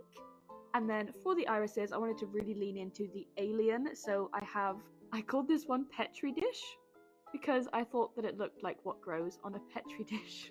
So we're going to glue those in and move on to our features. We have 8 for piercing, 9 for eyelashes, and 17 for double up. So because this is an alien, we wanted the eyelashes to not be like the false eyelashes or look human at all, so we actually decided to kind of craft some eyelashes out of long feathery fur pieces. And I feel like this is how an alien would have their eyelashes. They move beautifully with the wind and with the movement of the puppet. And then for double up, we decided to go for double eyes because last time we rolled double up, we did double arms, and so we don't want to be too repetitive. And an alien would definitely have 4 eyes. And then we have this hot pink, long, fleecy tongue that we're gluing into the puppet's mouth. And then moving on to piercing, we have no ears, no nose, no other features on this puppet, so we decided to give them a lip piercing. And it looks brutal, but it doesn't hurt the puppet, honestly, so we're just fixing that little piercing. And then for a little prop, and to go with the colour scheme, we found this really cool 3D printer file for a lightsaber, and we printed it in pink. And we found this on the Bamboo Studio by an artist named Joe Wilson. And finally, our spin on the Wheel of Chaos says that we must give this puppet a fwend.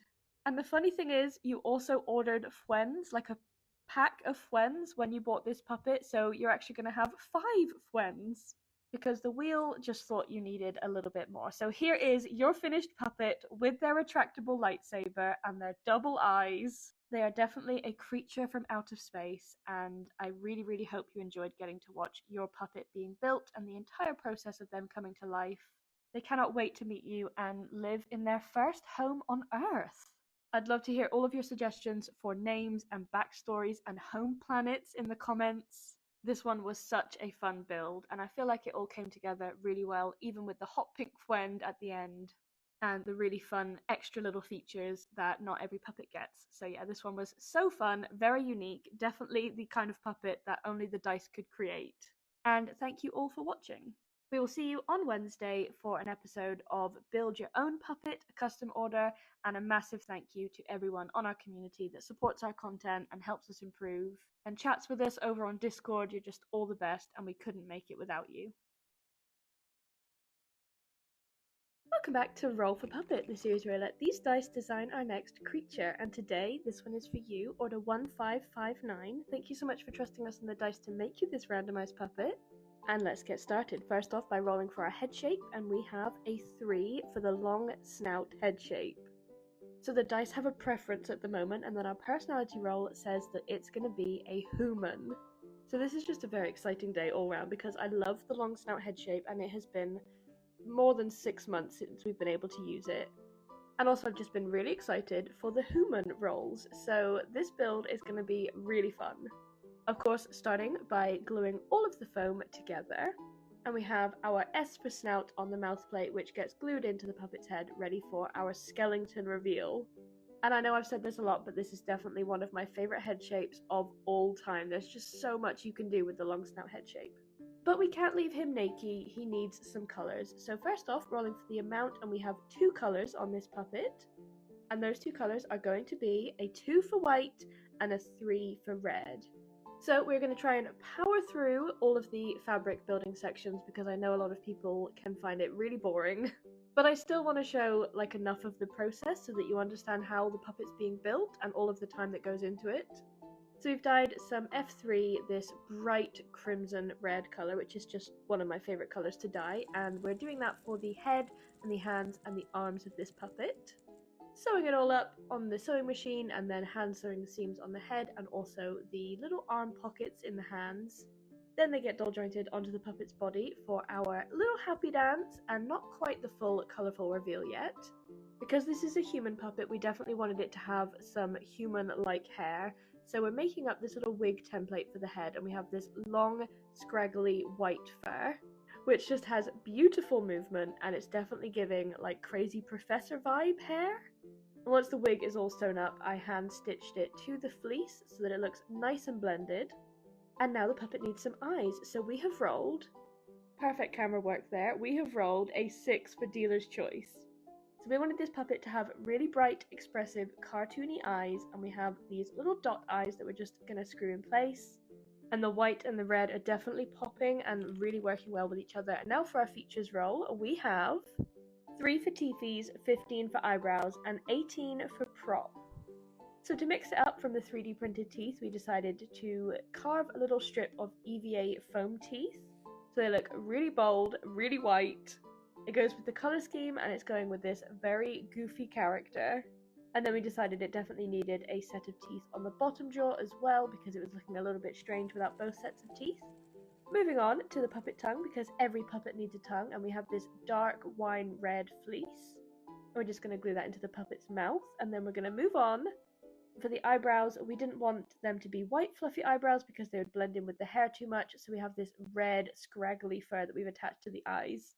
And then for prop, this puppet needed something to see with, and so we have this little pair of glasses. And to help with the colour scheme and to finish off the character, we have this little white button-up shirt that it's going to wear as well. Don't tell me that isn't the cutest thing you've ever seen. I love it when the puppets wear clothes. And we're nearly done, but we have a spin on the Wheel of Chaos, and it says that we must give them a weapon.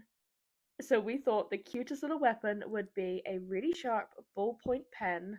It may look innocent, but it can be deadly in the wrong hands. But it just goes with this puppet's entire mad professor vibe that it has going on, and I absolutely love them. So here is your finished puppet reveal.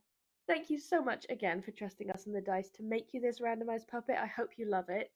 The colours are so fun, the personality is fun, I love their glasses, I love it when they wear little outfits, the shirt is so cute, and they absolutely cannot wait to meet you. So thank you for watching this video, I really hope you enjoyed it. Name suggestions and detailed backstories in the comments, please, and we will see you very soon for another episode. And of course, a massive thank you to everyone on our community that helps support our content and helps us improve and chats with us over on Discord. You absolutely mean so much to us, and we couldn't make any of this without you. So thanks for watching, and we will see you on Wednesday. Welcome back to Roll for Puppet, the series where we let these dice design our next creature. And today, this one is for you, Order 1573. Thank you so much for trusting us and the dice to make you this randomized puppet. We can't wait to show you, and let's get started. First off, by rolling for our head shape, and we have rolled a 13 for our tall head. And now for our personality roll, this tall head is going to have a cuteness overload. And that's definitely one of my favourite personalities. And the tall head is just such a fun head shape. It can really be anything. It can look like a human, an alien, an animal. It's not a head shape that's trying to look like anything, not like the beastie head shape is trying to look like a dog. The tall head shape is just, this is a tall head. It could literally be anything, so that's really fun. We have our C for cute on the mouth plate. We're doing all of the foam work, gluing the forbidden ice cream sandwiches and the black fleece into the mouth, into the puppet's head, and ready for our skeleton reveal. So as I've said before, this is a very temporary set arrangement. We have only just moved everything, and everything's still in boxes. But now, moving on to our colourful roll, we have rolled 4 colours on this puppet. And those are 1 for blue, 3 for red, and then we have 2 8s for multi. So we can't really double up on those, so we're going to re-roll one of the 8s, and we have a 9 for black. So there's going to be a lot of colours going on this puppet. Not only do we have 4 separate colours, but one of them is multicoloured anyway. So just a colourful explosion on this cuteness overload puppet. We're going to get started with this red fleece that we're going to have for the head and the arms of the puppet. We have never done a red tall head shape before, so I thought this would be a really fun change. And I'm just going to be hand sewing the seams on the puppet's head, whilst we get on with cutting out the multicoloured kind of rainbow fur for the body. And this has some really, really beautiful tones on it, as well as the blue tone that we're going to be looking for. And we have a fluffy puppet body ready to be sewn up. Then we're going to doll joint the arms onto the body, ready for our first little happy dance and into our colourful reveal.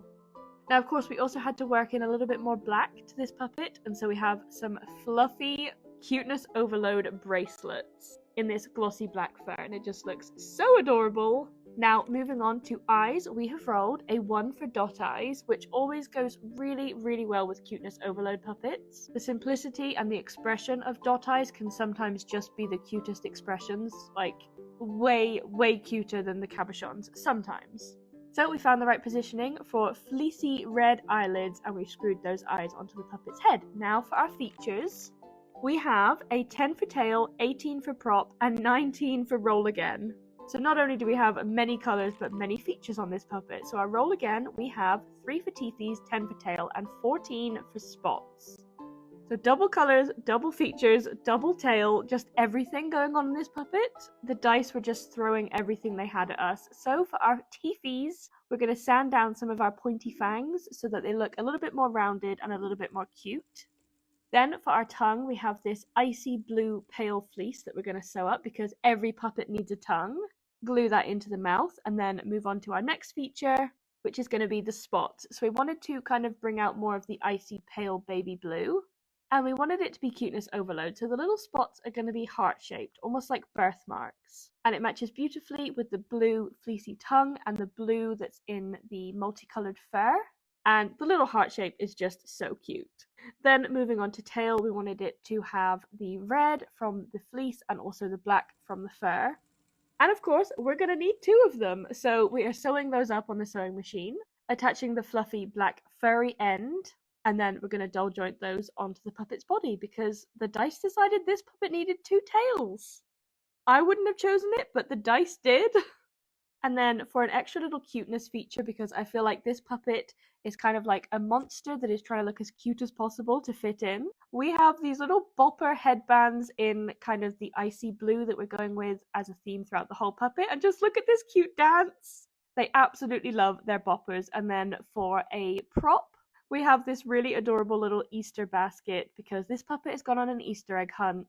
And it's in the kind of pastel multicolors that we've been going through throughout the puppet. But of course, quickly before the end, we need a spin on our Wheel of Chaos, and it says that we must add sparkles and glitter, which is perfect for this puppet that has had everything thrown at it. All the features, all the colors, and now just a sparkly spray to finish it all off, so it just looks the most extra that it can. And I feel like it'll go really well with the sparkly, glittery boppers that we have as well. And here is our finished tall head, multicolored, double-tailed, cuteness overload puppet that has been on an Easter egg hunt. So thank you so much for trusting us to bring your puppet to life. I really hope you love them, and I hope you enjoyed getting to watch the entire process of the build. This one was a really, really fun build, but it was also a lot. The dice were feeling in a very sassy and extra mood today, and hopefully you like what we created.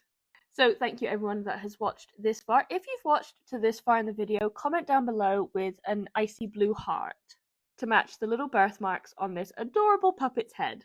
And of course, as always, detailed backstories and name suggestions down in the comments, please.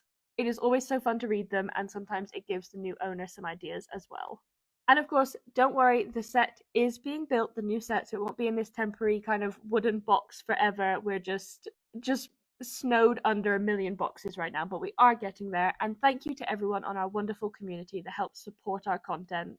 We couldn't make any of it without you, and you are absolutely the best. And we'll see you very soon for another episode. Welcome back to Roll for Puppet, the series where we let these dice design our next puppet. And today, this one is for you, Order 1582.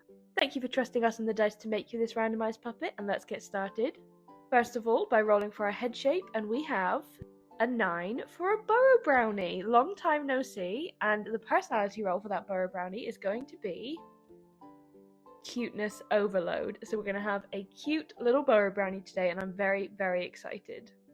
Now, our last episode was an EP Burrow Brownie, and it was definitely a lot of people's favourite puppet that they've ever seen, which is always just so lovely to hear. And now today we have another Burrow Brownie, a Cuteness Overload one, and it's just so interesting that how even though you have the same head shape, the same people making it, it will turn out completely different.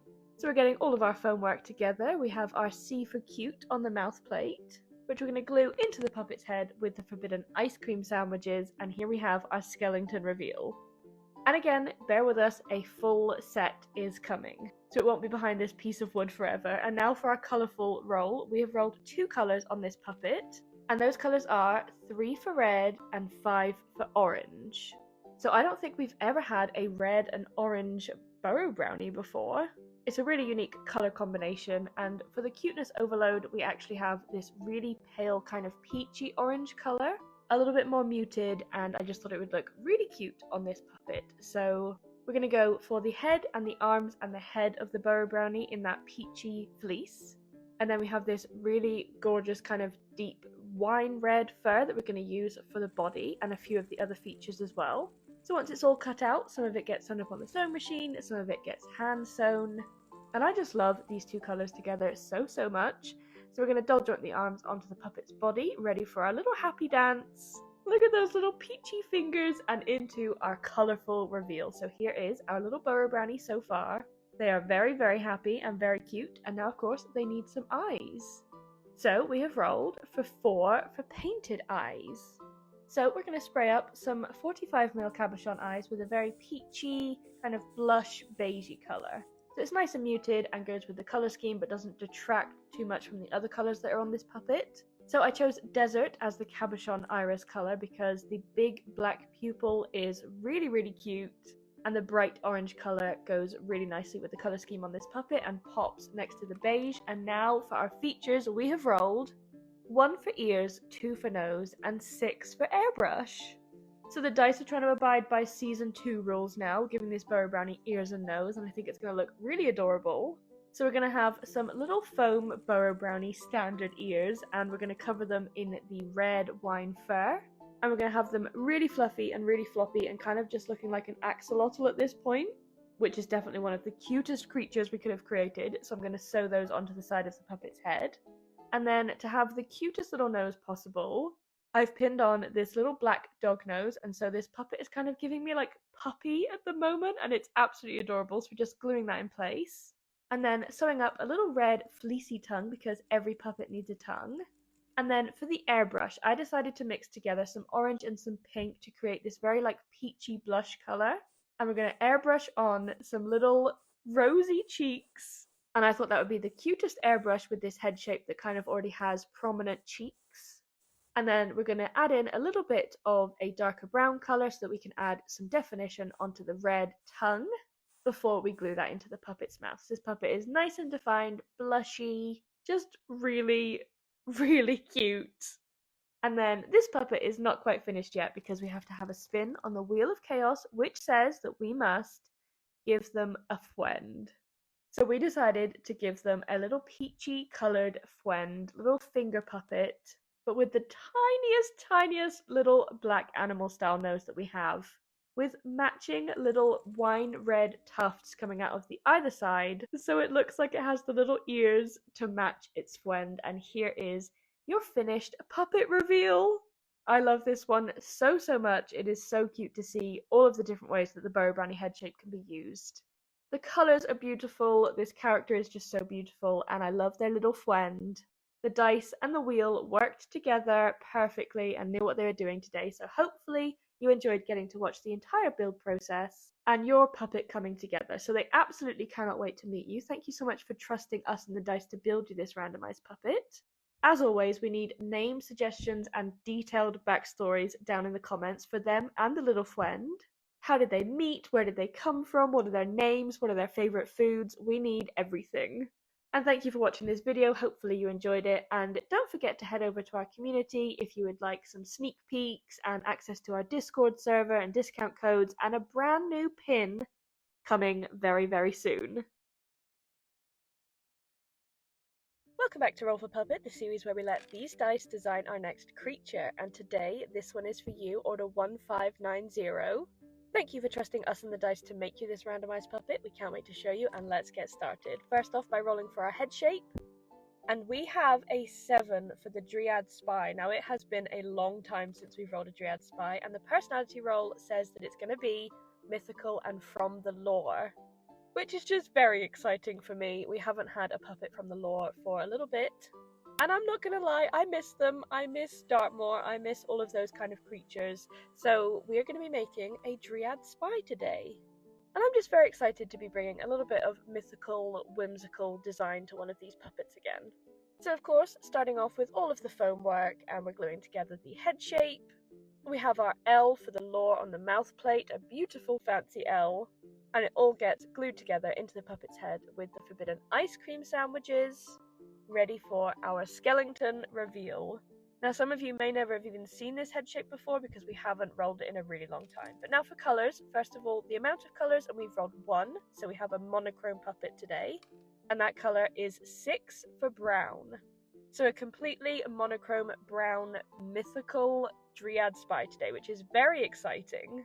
Because Dryad Spies are kind of from the trees, they're kind of camouflaged creatures anyway.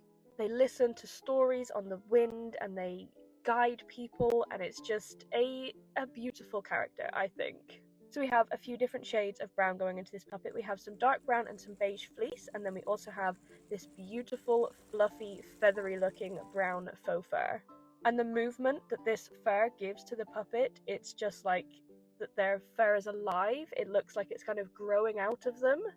I'm going to be sounding a little bit extra in this video because I love Dryad Spies so much, but we're going to be sewing the fleece and the fur together on the head, machine sewing the arms and also the fur on the body of the puppet, but a little bit of hand sewing for a few finishing touches. And then we're going to doll joint the arms onto the puppet's body, ready for our colourful reveal. And we've never done a Dryad Spy that looks like this before. It's kind of giving Fraggle right now. It's very different than the Dryad Spies we've done before. But of course, we need some eyes. So next up, we're going to roll for those. And we have a 1 for dots, which are nice and simple and bright and expressive. So we just have a little pair of dot eyes that we're going to screw onto the puppet's head. And then next up, we're going to be rolling for our features on this puppet. And they are very excited and very expressive. I'm loving them so much. And our features are, we have a 7 for hat and a double 14 for double spots. Now, you know, with mythical creatures and certainly with Dryad Spies, nothing is going to be standard, nothing is going to be just sewn on fleece spots or dots. Like, this puppet is going to be adorned. And we want them to look like the forest is literally growing out of them. So we have the spots kind of interpreted as leaves growing out of them and a few more things in a minute I'm going to show you for the double up spots. But it goes really well with the brown monochrome theme, and also these are leaves that used to be on the Burrow Brownie set, so it's kind of emotional for me as well. And then for hat, we wanted it to look more like a natural version of like a fascinator hat, like a wedding hat. But again, like it was growing out of the forest floor, like it was just a tree that came to life. And whilst we were adding the hat, we decided that we definitely needed eyelids for this puppet, so we added in another kind of warm brown fleece as the eyelids. And it helped with the expression, and it helped with just adding another colour to this monochrome theme. We added a lot more leaves to the puppet, and I love this. This is definitely why season 2 was so special to me, because any time that the puppets just look really magical, really mythical, I love it. Anyway, for the second set of spots, we wanted it to look like acorns were growing out of the puppet, so we added in a lot of those, kind of dotted in around the leaves as well. And then before we finish, we need to roll the Wheel of Chaos, and it says that we can add a dealer's choice. So we spent a lot of time looking at this puppet, and we decided the one thing that it was missing was a little nose. And we don't normally add noses to Dryad Spies because they don't normally look like animals. But we felt like this would really help it with the foresty vibe, and it looks more like a critter now. Like a little creature that is just hiding away and just quietly listening to all the goings on in the forest. It kind of is giving hedgehog. And I just absolutely love it. I had a lot of fun creating this puppet, and they are very, very different than any of the Dryad Spies we've created before. Very different than any of the puppets, to be honest. They look like they are just so much fun, and they are so natural and so beautiful, and I've really, really enjoyed it. So I hope you enjoyed getting to watch the video of your entire build process of your puppet coming to life. Thank you so much for trusting us and the dice again. I really, really hope you love your new puppet. Name suggestions and detailed backstories down in the comments. And I'm really sure there's going to be some interesting ones with this puppet because they have a story to tell. So thank you for watching this video, thank you for supporting us, thank you for enjoying all of these silly little puppet builds, and we will see you very soon for another episode. They must now scurry back off to the forest, where they will be able to disguise themselves, blend in to the natural surroundings, and listen to stories on the wind. Thank you so much for watching this video, and of course a massive, massive thank you to everyone on our community who continues to support this channel and our content and just us. I meant us. It means so, so much. We couldn't keep making this without you. So thank you very, very much. You're the best. Welcome back to Roll for Puppet, the series where we let these dice design our next project. And today, this one is for you, Order 1599. Thank you for trusting us and the dice to make you this randomized puppet. We can't wait to show you, and let's get started. First off, as always, by rolling for our head shape. And we have rolled an 8 for the smiley head shape, and it's been a long time since we've seen the smiley head shape. And now for our personality roll, we have a human, which is also a rarity around here, so that's very exciting, and let's get started. Now, the smiley head shape is very similar to the round head shape, but it has some extra foam added to the top lip, which is why we called it the smiley head shape. It has this kind of permanently upturned mouth, and it looks very positive and very smiley, and it's a really fun head shape. And human is definitely a really good roll for the smiley head shape as well. So I feel like this build is definitely off to a good start. So once we've done all of the foam work, we have our S for smiley on the mouth plate, which we're going to glue together with the forbidden ice cream sandwiches into the puppet's head. And then we're going to attach the extra foam for the smiley top lip, and here is the puppet skeleton so far. And now we need to roll for our colours. So first of all, amount of colours, and we have 2. And those 2 colours are going to be a 4 for pink and a 7 for purple. So that is going to be a lot of fun. The last time we did a smiley head shape, we had a yellow puppet. So starting off with the fleece skin of the puppet, we have this lovely bright pink. And that's going to be the base of the puppet. So we have the arms, the hands, the body, and the head in this colour, which we're going to cut out and then sew most of it together on the sewing machine. And then we're going to move on to the head of the puppet, which of course has to be hand sewn. So we're going to start by gluing it to the lip, and then I'm going to cut it and pin it to the right shape. and then hand sew the seams. And this pink is just such a beautiful, fun colour. I can't wait to show you guys the finished result, but for now I'm just going to hand sew the chin fabric now onto the same fabric as the rest of the fleece head. Definitely the longest step in the entire process, but once it's all sewn up, the seams are nearly invisible and you get such a lovely expression from this head shape. So then we're going to doll joint the arms onto the puppet's body. We have our little happy dance and our full colourful reveal, complete with tall Marge Simpson-esque purple hair. Sometimes the puppets just reveal themselves to us, and this one wanted really tall hair. So now, moving on to the eyes, we have rolled a 1 for dot eyes. So the puppet is going very cartoony, very simplistic, but the dot eyes are always nice and bright and really nice and expressive. I feel like it's going to go well with this head shape. Now for a little extra pop of colour on the body and a little accessory, I have this bright purple net fabric, and I tied it up into a little neck scarf, and I feel like they just look like a little fashionista. They are so cute. We now have the black dots into the eyes, so we're going to screw those eyes onto the puppet's head. And here they are so far, absolutely adorable, very cartoony, very expressive, and just a lot of fun, really different than a lot of the puppets that we've made recently. The dice always know how to just knock it out of the park. Moving on to our final roll for features, and we have 2 1s for double ears, a 7 for hat, and 18 for prop. So that is a very interesting roll, double ears and hat and prop, but here we go. So moving on to the first set of ears, we're going to have a little pair of fleecy human ears, which we're going to sew up on the sewing machine and then cut them to the right shape. We have a little bit of shading on the outside, and then I'm going to hand sew those onto the puppet's head. This was a perfect roll. I feel like this just elevates the very human, cartoony look that we were going for. And so once those are sewn on, we're going to move on to, of course, a little fleecy purple puppet tongue, because every puppet needs a tongue. And we found the closest shade that we could to the shade of the hair, and it looks really, really cute. So we're just going to glue that into the puppet's mouth. I love the pink and the purple together so much. And now for a really fun little combo, we are mixing the second set of ears with the hat, and we're very much giving Louise Belcher right now with her bunny ear hat.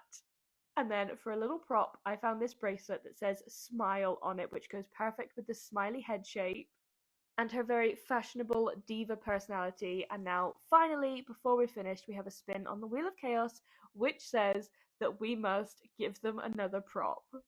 So we had double ears, now we have double prop, but we actually found this really cute puppet-sized handbag, and it has an S for smiley on it, which is adorable, and it has a little bit of pink embroidery on it, so it goes with the colour scheme, and here is the finished puppet reveal.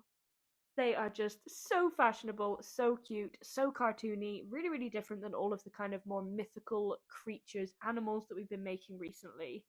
So thank you so much to Order 1599 for trusting us and the dice to make you this randomized puppet. I hope you love your little fashionista. They cannot wait to meet you. And as always, we need name suggestions and detailed backstories down in the comments. Why do they always wear their little hat with ears? What are they carrying in that bag? Where are they off to? All of the things. You guys are always so creative, and I love to read them, and I'm sure the new owner would too. Thank you for watching. Thank you for supporting. I hope you enjoyed getting to watch the entire build process of your puppet coming to life. This one was really fun, and they absolutely cannot wait to meet you. So we will see you very, very soon for another episode. And of course, don't forget that this week we will be doing an entire puppet build live on stream, and everyone on our lovely community gets to vote on what we're going to build. So head over there if you would like your say, and we'll see you very, very soon. Welcome back to Roll for Puppet, the series where we let these dice design our next creature. And today, this one is for you, Order 1612. Thank you for trusting us and the dice to make you this randomized puppet. We can't wait to show you, and let's get started. First off, by rolling for our head shape, and we have rolled a 16 for Owlgon. And it's been a while since we've rolled Owlgon, and now for the personality roll, this little owl will be very, very EP. Brand new combination unlocked. We've definitely never done an EP Owlgon before, so we're going to get started with the foam work, and I cannot find anywhere for the life of me the clips of the bandsaw or the gluing the forbidden honey sandwich today. I know we filmed them, but I just don't have them here in the edit. So we have an O for Owlgon on the mouth plate. And now we're just going to absolutely speed run to our skeleton reveal already. And now, of course, we need some colours on this owl gun. First of all, the amount of colours, and we have 2. And those 2 colours are going to be 1 for blue and 8 for multicoloured. So we have this really fun multicolored fabric that has a really dark navy blue underneath, and then it has white and black kind of feathery fabric. So it's perfect for an owl and it's perfect for this color combination. And then we have another blue for the fleece of the puppet that we're going to use on the beak. So I love these colors together. I really love this fabric, and the personality is going to be really fun and unique as well. So of course we're going to line the beak with the light blue fleece, and then we're going to start layering the multicolored fur on top. And we're going to have a couple of different directions of fur on the head. So we want the fur on the front of the head to be coming downwards to help with that eepy expression rather than spiking back. And then we have the same multicolored fur on the body and also half of the wings. Because of course a little owl gun has wings in the pattern. And I just want to say a quick thank you to everyone that joined us this weekend on the live stream, the live build. We built a whole puppet from scratch, and we showed you the whole process, and we answered loads of questions, and we did like a 6-hour long live stream here on TikTok. And it just meant so much to us, the people that joined in and commented. It was absolutely amazing, and I hope you enjoyed it. Next, for the wings, we wanted to have a little bit of a contrast, so we have some black fleece for the underside of the wings, and then we have the multicolored fur on top, which we're then going to sew together on the sewing machine, and then of course turn right side out, and we're going to put the arm rod pockets on the inside before sewing them up and double jointing them onto the puppet's body. And then moving on to our little flappy dance. And now we need some eyes on this puppet, so we have rolled 6 for dealer's choice. So for a nice simple sleepy expression, and cabs don't always work very well with an owl gun, we're going to have some nice bold dot eyes which fit perfectly behind the wispy fur, and then we're also going to add, of course, some sleepy eyelids to go with the personality in the same blue fleece. And then once those are glued on, we're going to screw those eyes back onto the puppet's head, and at this moment in time they are very much giving because tonight will be the night that I will fall for you. They are absolutely the most sleepy emo scene kid, and I'm speaking from personal experience, okay? They're just the sleepiest little guy. They're doing big yawns, but now, of course, we need to roll for our features.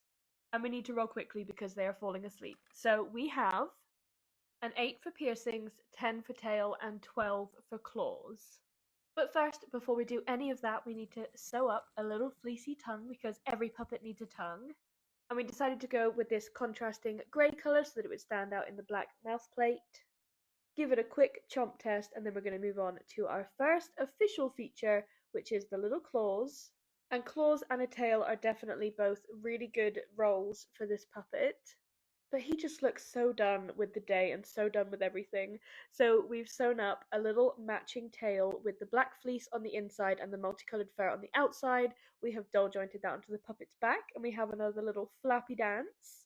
And now for the piercing, we found this really cool ring that we decided we could use as a nose ring, and it also has a blue stone in it. It looks absolutely adorable, but before we're finished, we need a spin on the Wheel of Chaos, and it says that we must add sparkles and glitter, which is definitely not something that I would have anticipated to be added to this puppet, but the dice and the wheel know what they're doing. I have to trust their wisdom, so we have this sparkle fabric spray, and we're just going to give them a very healthy dose. Hopefully it can help brighten them up and lift their mood and maybe wake them up a little bit, but we are now ready for our finished puppet reveal. And here is your sleepy, multicolored owl gun. They are absolutely adorable and they cannot wait to meet you. There were some really interesting choices on this one, and I just love them so much. So let me know what you think. Hopefully you enjoyed getting to watch the entire build process of your puppet coming to life. Don't forget, as always, we're going to need detailed backstories and name suggestions down in the comments, not just because I love reading them, but because the new owner might be interested. And thank you so much again for trusting us to bring your puppet to life. I hope you enjoyed the whole build. And thank you again to everyone that came to our live build this weekend. We were really nervous, and hopefully you all feel like it went well. Don't forget that you can head over to our community on Patreon if you would like voting power over what we build next, the next live stream, and also behind the scenes content. Lots of perks, free enamel pins, stickers, lots of fun stuff. And we will see you very soon for another episode.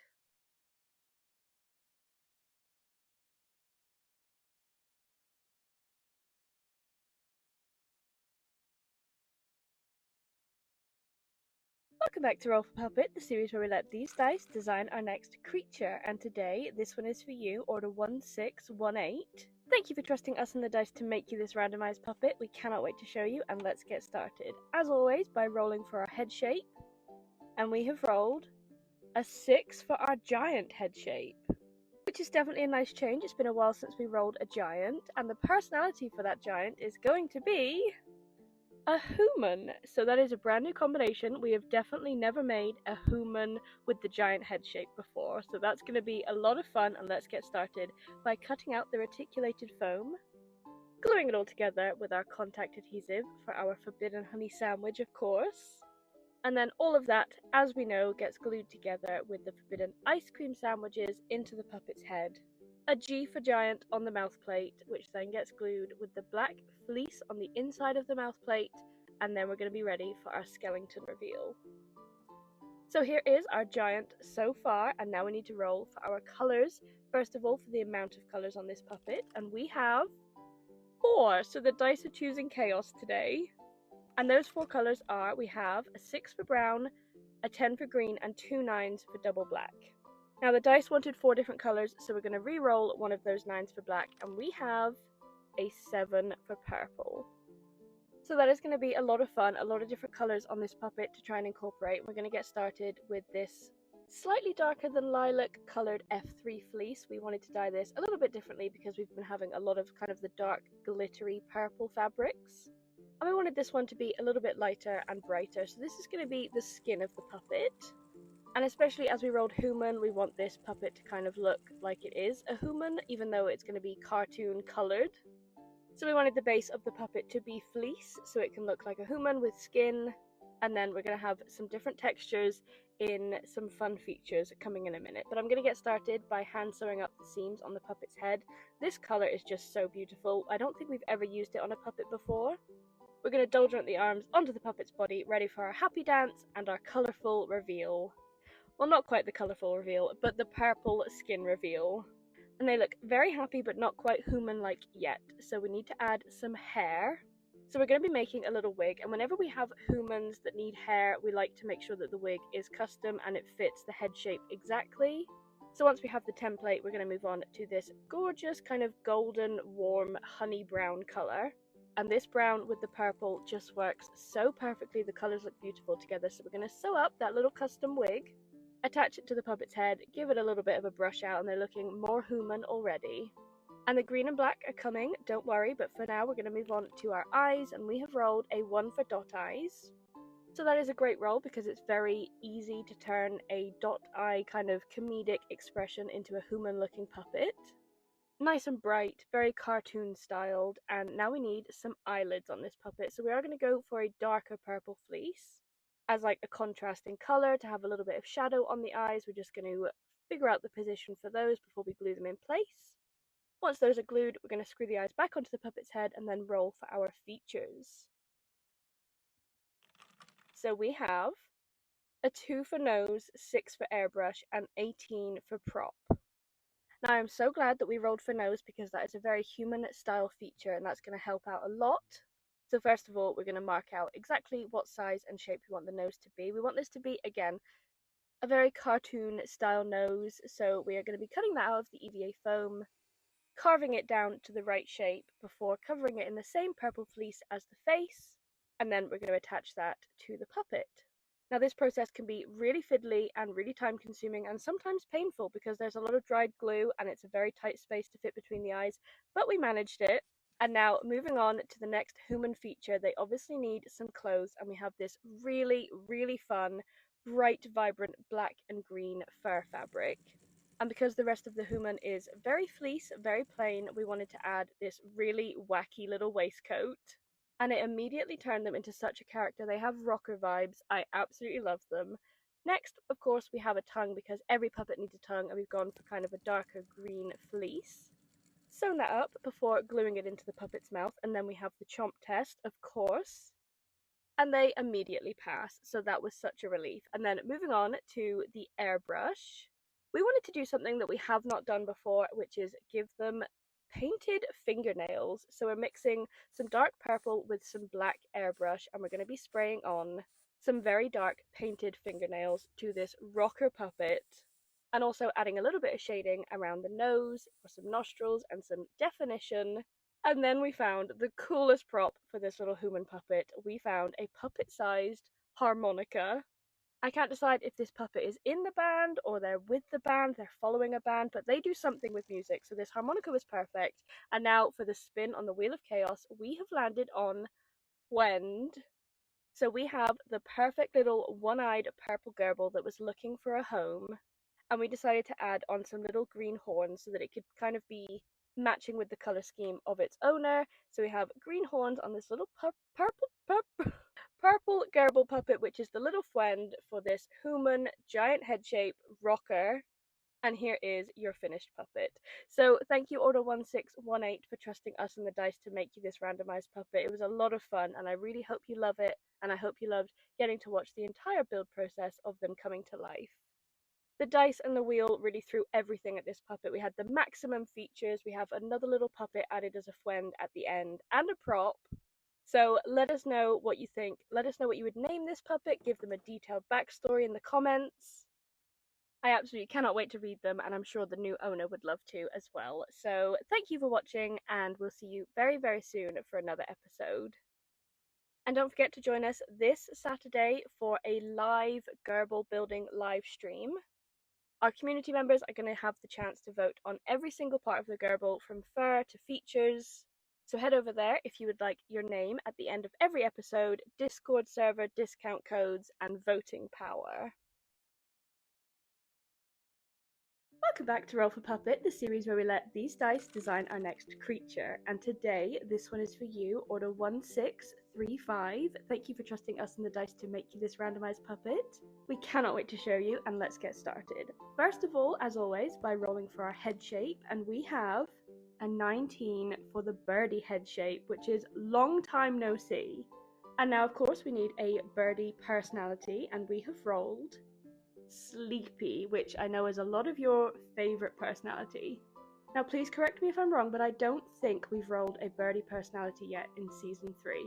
I definitely can't remember making it recently, so this will be really exciting to show some of you guys who are brand new.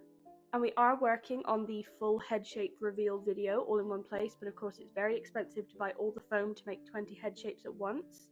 So we're doing it bit by bit whenever we have some spare time and some spare foam. But it is coming, and here is the birdie head shape. Some of you will be completely new to this one.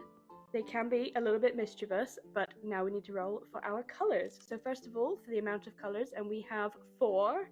I cannot remember a time when the dice gave it to us easy, and those 4 colours are 3 for red, 4 for pink, and 2 9s for double black, but we did roll 4 colours, so we have to roll one of those 9s again, and we have another 9, so the dice are choosing chaos today, so we have to re-roll it, and we have a 4, which is a double, so we have to re-roll it, and we have a 3 for red. Final re-roll, and we have a 6 for brown. So those are the 4 colours that we're working with. I don't know why the dice couldn't make up their mind there at all. But we have red, pink, black, and brown. So we have this really fun pink and black stripy fur, and then this gorgeous deep red fleece. We're going to get started by cutting out all of the materials. We're going to have the brown come in a lot later with some of the features on this puppet. So we're going to start by sewing up the fur for the body. And then I'm going to cut out the fleece for the hands and half of the arms. We're going to have kind of a tapered effect where the top of the arms are the fur and then they kind of fade down into the fleece with the wrists and the hands, which is always a nice effect and kind of just mixes it up a little bit. And then I'm going to hand sew the fleece onto the puppet's head. You've all seen me do this over 150 times now, so you definitely don't need to see it. Here are the half fur and half fleece arms, with the posable wire hands and arm rod pockets sewn in, and now we're going to be ready to doll joint them onto the puppet's body. And of course, the moment you've all been waiting for, our little birdie happy dance. And our mostly colourful reveal, we still need to add some brown. But for now, we're going to move on to rolling for our eyes, and we have a 3 for pro eyes finally, which is very exciting for us because obviously we're very proud of the more detailed eyes that we create, but the dice have not been loving them for months and months and months. But Pro Eyes also work really well with the sleepy Eepy puppet because it's like bloodshot, tired eyes. And with the birdie head shape, we wanted to go for a really unique expression. So we're going to have very wide set eyes. And of course, we're going to sleepy them down later with some expression with the eyelids, with, of course, a lovely dark brown fleece. But I just love the way that the Pro Eyes look on this head shape and with this personality roll. This one is so much fun. And honestly, I've missed the detail and the creativity of the Pro Eyes. But now for our features, we have rolled 9 for eyelashes, 10 for tail, and 20 for dealer's choice. So now with the tail, we have this really, really beautiful brown fur with kind of red stripes in it. So it goes really well with the color scheme. And we decided to do something a little bit different. First of all, we added some fur too behind the eyes for a little bit of fluffy eyebrow placement as our dealer's choice.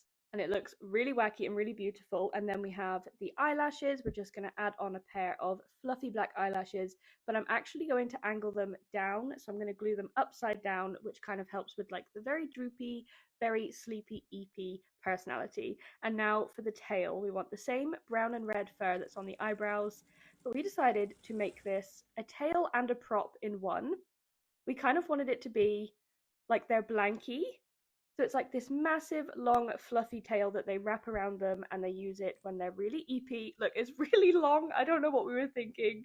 It's like their cuddle blanket and it's just, they wrap it around them and it's really soft and really fluffy and it's the perfect eepy prop for this personality. So we're going to doll joint it onto the puppet's body. And now, of course, we can't forget the tongue because every puppet needs a tongue. So again, we have a brown, fleecy puppet tongue that we're going to sew up. Glue that into the puppet's mouth, and we decided to administer a quick spot chomp test. They don't all get them, but it's good to sometimes quality control the chomp tests. And now for our spin on the wheel of chaos, and it says that they need a weapon.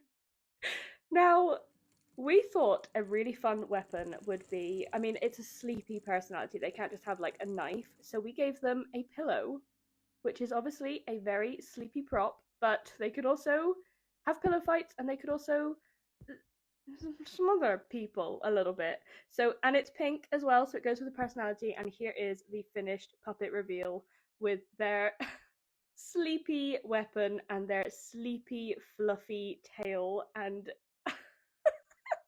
I had a lot of fun with this one. I don't care if people come at me in the comments for saying, you say you love everyone. I love this one so much. It is absolutely adorable. And thank you, Order1635, for trusting us. As always, you are so kind, trusting us in the dice to make you these randomized puppets. I really, really hope you love this one.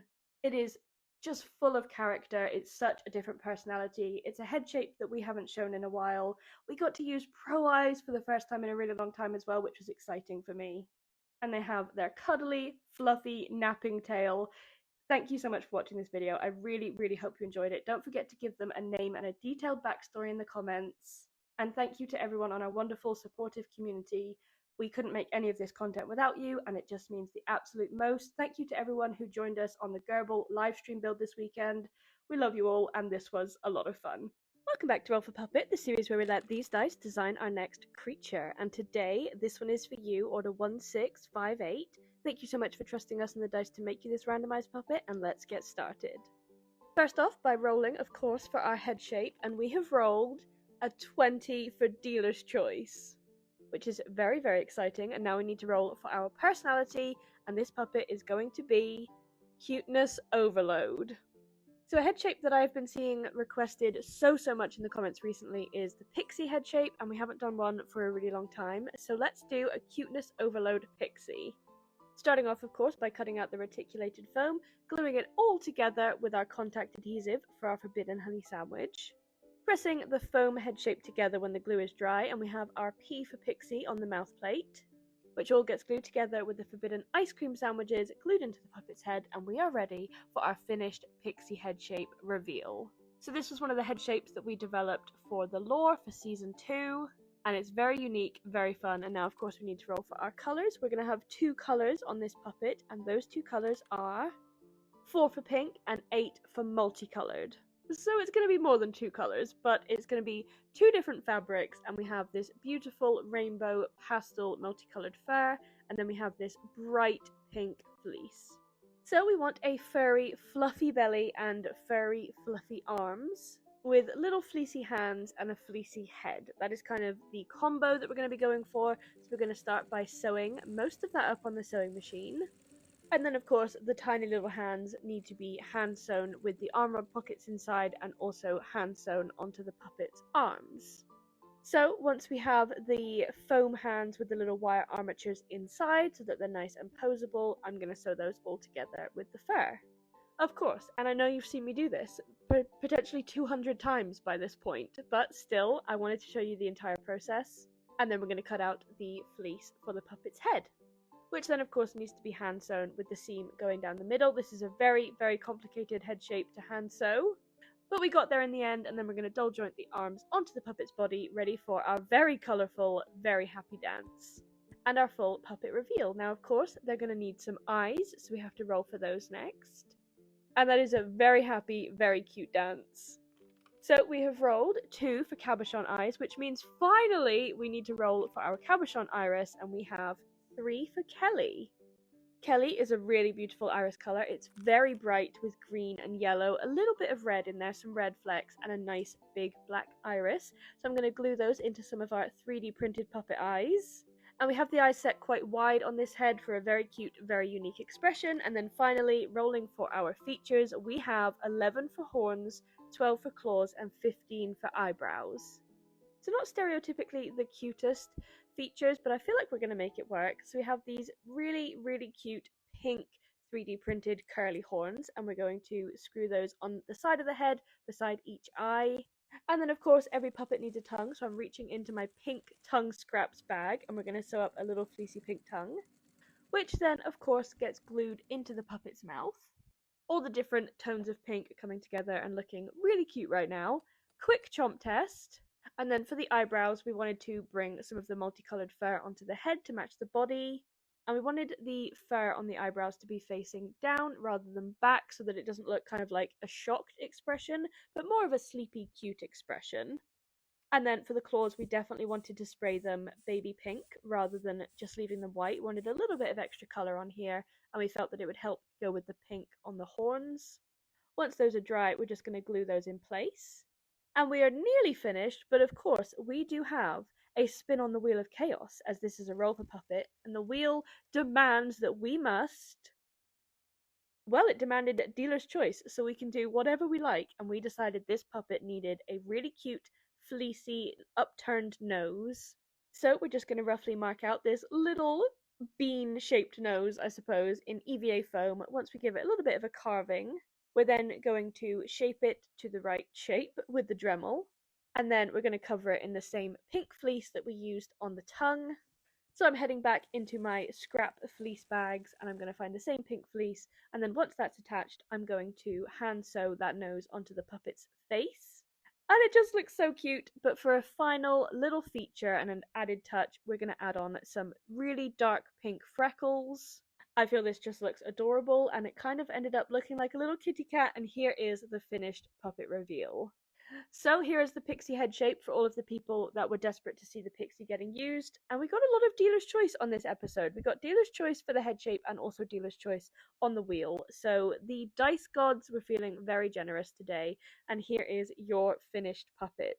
Thank you so much, Order 1658, again for trusting us on the dice to bring this puppet to life. I really, really hope you enjoyed getting to watch the entire build process. They love you already and they cannot wait to meet you. And they are just this fluffy, pink, rainbow, adorable, kind of grumpy looking cat.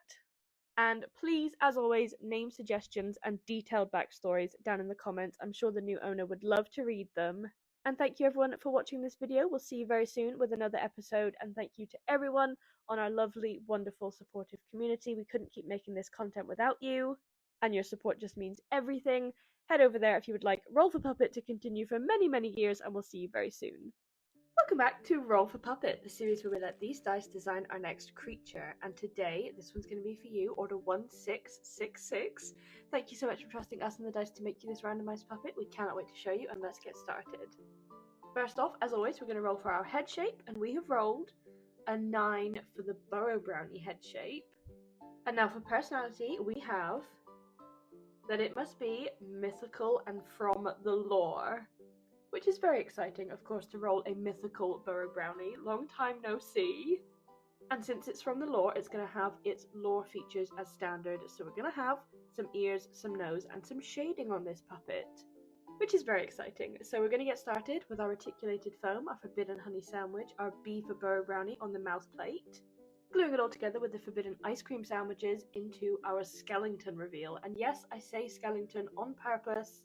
It is not me saying the word wrong, it is a throwback to season 1. Okay, anyway, now for our colours. We have 3 colours on this puppet, and those 3 colours are 3 for red, 4 for pink, and 6 for brown. So we have the perfect fur colour for this. We have this cool toned brown with streaks of red in it, and we're going to match it with this pink dyed F3 fleece. So those are our colours. I think this is going to look really cute, and let's cut it all out. So as it's a mythical Burrow Brownie, we're of course going to be looking at Alana as our inspiration. I mean, how could we not? She is the original mythical Burrow Brownie, and she's kind of, at the moment, like a mascot for our shop front. She is in our window display. And she was our first pin, she's very beloved, just, you know, we wanted to use her as inspiration. So we're going to have the furry body, the fleecy head, and the fleecy arms. So it's all being sewn up, some of it by hand, some of it by machine, and we're going to doll joint the arms onto the puppet's body. Ready for our happy dance and our colourful reveal. So here is our mythical pink, brown and red Burrow Brownie so far, but now of course it needs some eyes. And we have rolled 1 for dots. So they're not going to look quite like Alana as she had cab eyes, but dots are still really bright, really beautiful. And then we're going to add some red fleece to the eyelids to kind of give them the expression that we want. And to go with the colour schemes, we've gone with this very neutral, bright expression. And now for features, we have rolled 8 for double piercings and 20 for dealer's choice. Now, of course, being from the lore, they also come with ears and nose as standard. So we're going to cut out the EVA foam Burrow Brownie nose, the familiar template that most of you probably haven't seen for about 6 months. Some of you may have never have seen it. I know a lot of people watching right now joined us in season 3, but season 2 was full of a lot of different characters. So I'm going to hand sew that on in the same pink fleece as the face. Sorry for the jump scare, I had to take the eyes off to be able to sew the nose on properly. And then we're going to go for some reticulated foam Burrow Brownie ears. Then we're going to cut out the matching fleece template for those ears and sew them all together. And then once that's done, we're going to put the foam inside the little fleece that we've made, and then I'm going to pinch them so they look exactly like Alana's ears, and then I'm going to hand sew them onto the puppet's head. Is this not giving you so much nostalgia right now for season 2? Because it is giving me nostalgia for season 2. Of course, I'm biased because I love these creatures so much. Then we have a fleecy red puppet tongue that matches the red on the eyelids. Glue that in place. For our first set of piercings, we have these really cool gold, very mythical beetle earrings, and we're going to use them to pierce the ears. Then for the second one, we have a tongue piercing, and it is glittery and gold and adorable. They're having a little bit of a dance. And then for our dealer's choice, we actually had some leftover fabric from Alana's cloak. So we decided that this puppet would be a descendant of Alana, someone in her family, and so we wanted to give them a matching mythical cloak. So just sewing that up to fit, and then we're clasping it with a little pearl in the middle, and then moving on to a little bit of shading and definition around the tongue and the ears and the nose of the puppet, just to help them be a little bit more 3D and add some detail and some shadow. And then, of course, we're going to nearly be done with our puppet, but because this is a roll for puppet, we need a spin on the Wheel of Chaos. And it says that we must give them a friend, which is an adorable idea. So we're going to give them a little finger puppet friend in the same brown and red fur, and we're going to give them some glossy black eyes and a little pink nose. This fur is so beautiful, so we're going to sew that up on the sewing machine, and then we're going to be ready for our finished puppet reveal. So here is the mythical Burrow Brownie. It has been a long time since we've been able to make a Burrow Brownie with their original features. Here's their little scruffy, furry friend. They look beautiful with their piercings and their cloak and their colorings. I absolutely love them. They were so much fun to create. And I feel like their little friend is going to get up to so much mischief as well. But as a special little treat at the end of this episode, I thought that we would bring on someone that you may remember. Some of you may have never met her before. But being that this is a member of her family, Alana had to come on at the end and say goodbye and sign them off and give them a kiss. Look at them in their little matching cloaks. They are definitely family, and it is so cute. This was a really, really fun special build for me. So thank you so much, Order 1666, for trusting us and the dice to make you this randomized puppet and their little friend. I really hope you loved them. I hope you enjoyed getting to watch the entire build process. They cannot wait to meet you, and of course, we will see you very, very soon for another episode. And in the meantime, we have plenty of other content, build your own puppet episodes, build a Gerbil episodes, and lots more. So thank you so much for watching, and thank you to everyone on our wonderful, supportive community that helps us keep this show going, no matter how difficult it gets. And your support means the world. We'll see you very, very soon.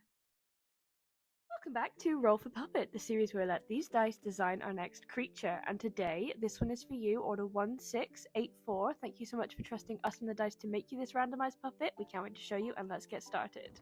As always, by rolling for our head shape, and we have rolled a 13 for our tall head. It's been a little while since we've made a tall head, but now we need to roll for that tall head's personality, and we have Monster Eyes. So that's going to be a really fun character, and let's get started making our tall head monsterized puppet. First off, of course, by cutting out all of the reticulated foam pattern. And we're not going to mention anything to jinx how well the bandsaw is going at the moment, but we're cutting it out and then we're going to glue it together with our contact adhesive for our forbidden honey sandwich, which is looking absolutely delicious today. And then once the glue is dry, we're going to press all of the foam together to form the shape of the head. Then we have our T for tall on the mouth plate, and we're going to glue that into the black fleece with our forbidden ice cream sandwiches, and then glue that into the head, ready for our skeleton reveal. So here is our tall head puppet so far, and now of course we're going to need some colours on this puppet. So first off, we're going to roll for the amount of colours, and we have 2. Right down the middle, very simple, and those 2 colours are... So we rolled double 7s for double purple, but as the dice wanted 2 different colours, we're going to re-roll one of those 7s, and we have an 8 for multicoloured. So we're going to have purple as the main colour. We have this really rich, vibrant, dark purple fleece, and for the multicoloured fabric, we actually have this black and yellow stripy faux fur. It's kind of like a sunflower effect, and it's just really bright, and the purple and the yellow go beautifully together. So that's our colour scheme. We're going to start by cutting out all the fabrics. And normally with a monsterized personality, we take our chance to do kind of something a bit spooky and scary and more of a grumpy looking monster, but today we just felt like this monster should be more quirky and odd and cute looking rather than evil or menacing. Like just fluffy and bright, but still very monstery. That's kind of the vibe that we're going for.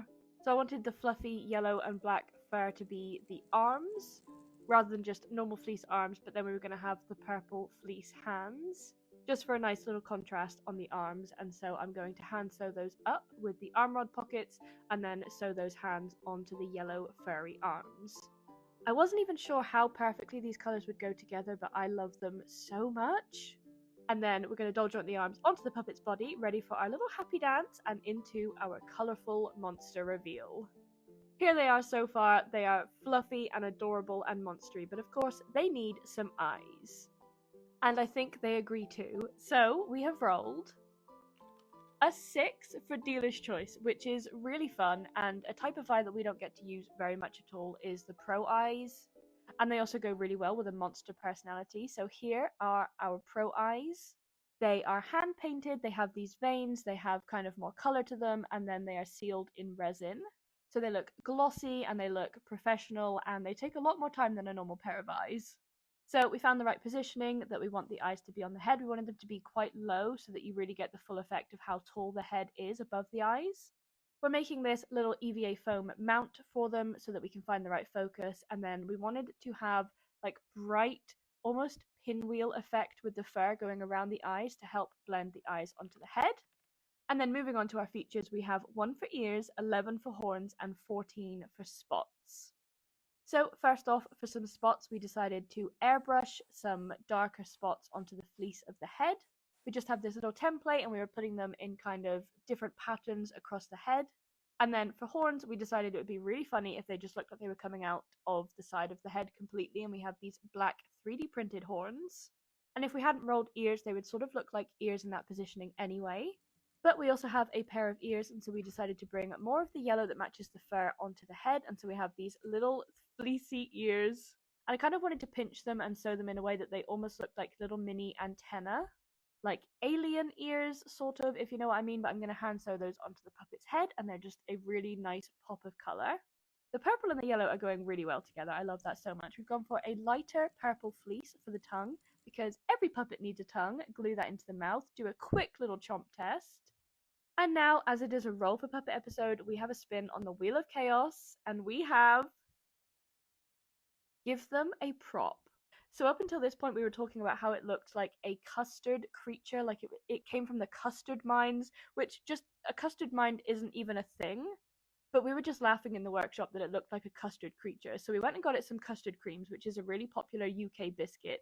And then we decided its prop should be a little lantern as it navigates its way through the deep custard caves. And here is your finished monster puppet. So thank you so much again, Order 1684, for trusting us to bring this chaotic, random little creature to life. They were so much fun to make, and I really, really hope you enjoyed getting to watch the entire build process of it all coming together. I really hope you love them. They cannot wait to meet you and tell you all about the stories of them growing up in the custard mines. I really don't even know where that backstory came from, but sometimes the puppet just speaks to you, and this is just a furry, crazy, adorable little sunflower monster. I love them so much. And thank you everyone for watching this video. I really hope you enjoyed it, and we'll see you very, very soon for another episode. And of course, a massive thank you to everyone on our wonderful supportive community. We couldn't keep making this content without you. Honestly, you keep us going. So please, please head over there if you would like to support us, if you would like to see us continue and improve and invest in new materials. It would mean the world, and we'll see you very soon. Welcome back to Roll for Puppet, the series where we let these dice design our next creature. And today, this one is for you, Order 1689. Thank you so much for trusting us and the dice to make you this randomized puppet, and let's get started. First off, by rolling for our head shape, and we have rolled a 2 for the pixie head shape. And now that pixie will need a personality, and we have rolled from outer space. So definitely some kind of space creature we're going with today with the pixie head shape. So let's start by cutting out our articulated foam pattern, of course on the bandsaw, which thankfully is behaving very well at the moment. And then we're going to glue all the foam together with our contact adhesive for our forbidden honey sandwich. Once that's all dry, we're going to press the foam together to form the shape of the head. And the pixie is quite a complicated head shape. It has lots of angles, but once that's all stuck together, we have our S for space themed on the mouth plate, which then gets glued into the puppet's head with the forbidden ice cream sandwiches, which are the mouth straps. They're what holds your hand into the puppet's mouth so that you can operate it properly. A few people have asked what the forbidden ice cream sandwiches are, and we're going to be ready for our finished skeleton reveal. So here is our little foam pixie so far, and now of course they need some colours. Starting off with the amount of colours, and we have rolled 4. Those 4 colours are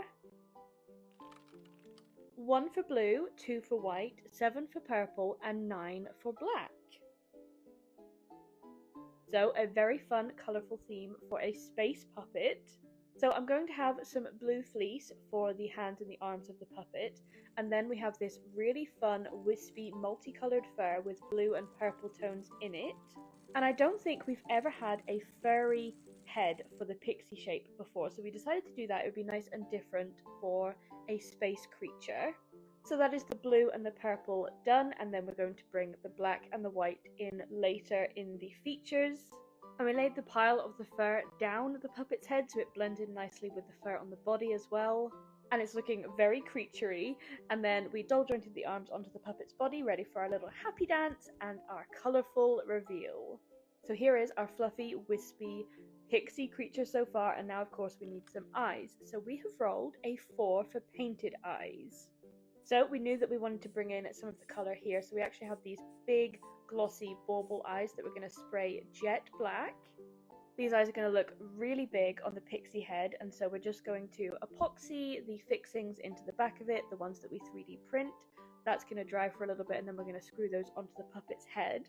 Whilst that's all drying, we're going to move on to our features, and we have 6 for airbrush, 10 for tail, and 18 for prop. Those all work really well with a space creature.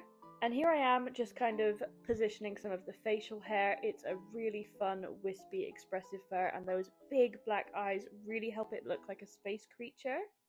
Moving on to the tail, we want to sew up a little fleecy tail, and we're going to have some fur added onto the end of it.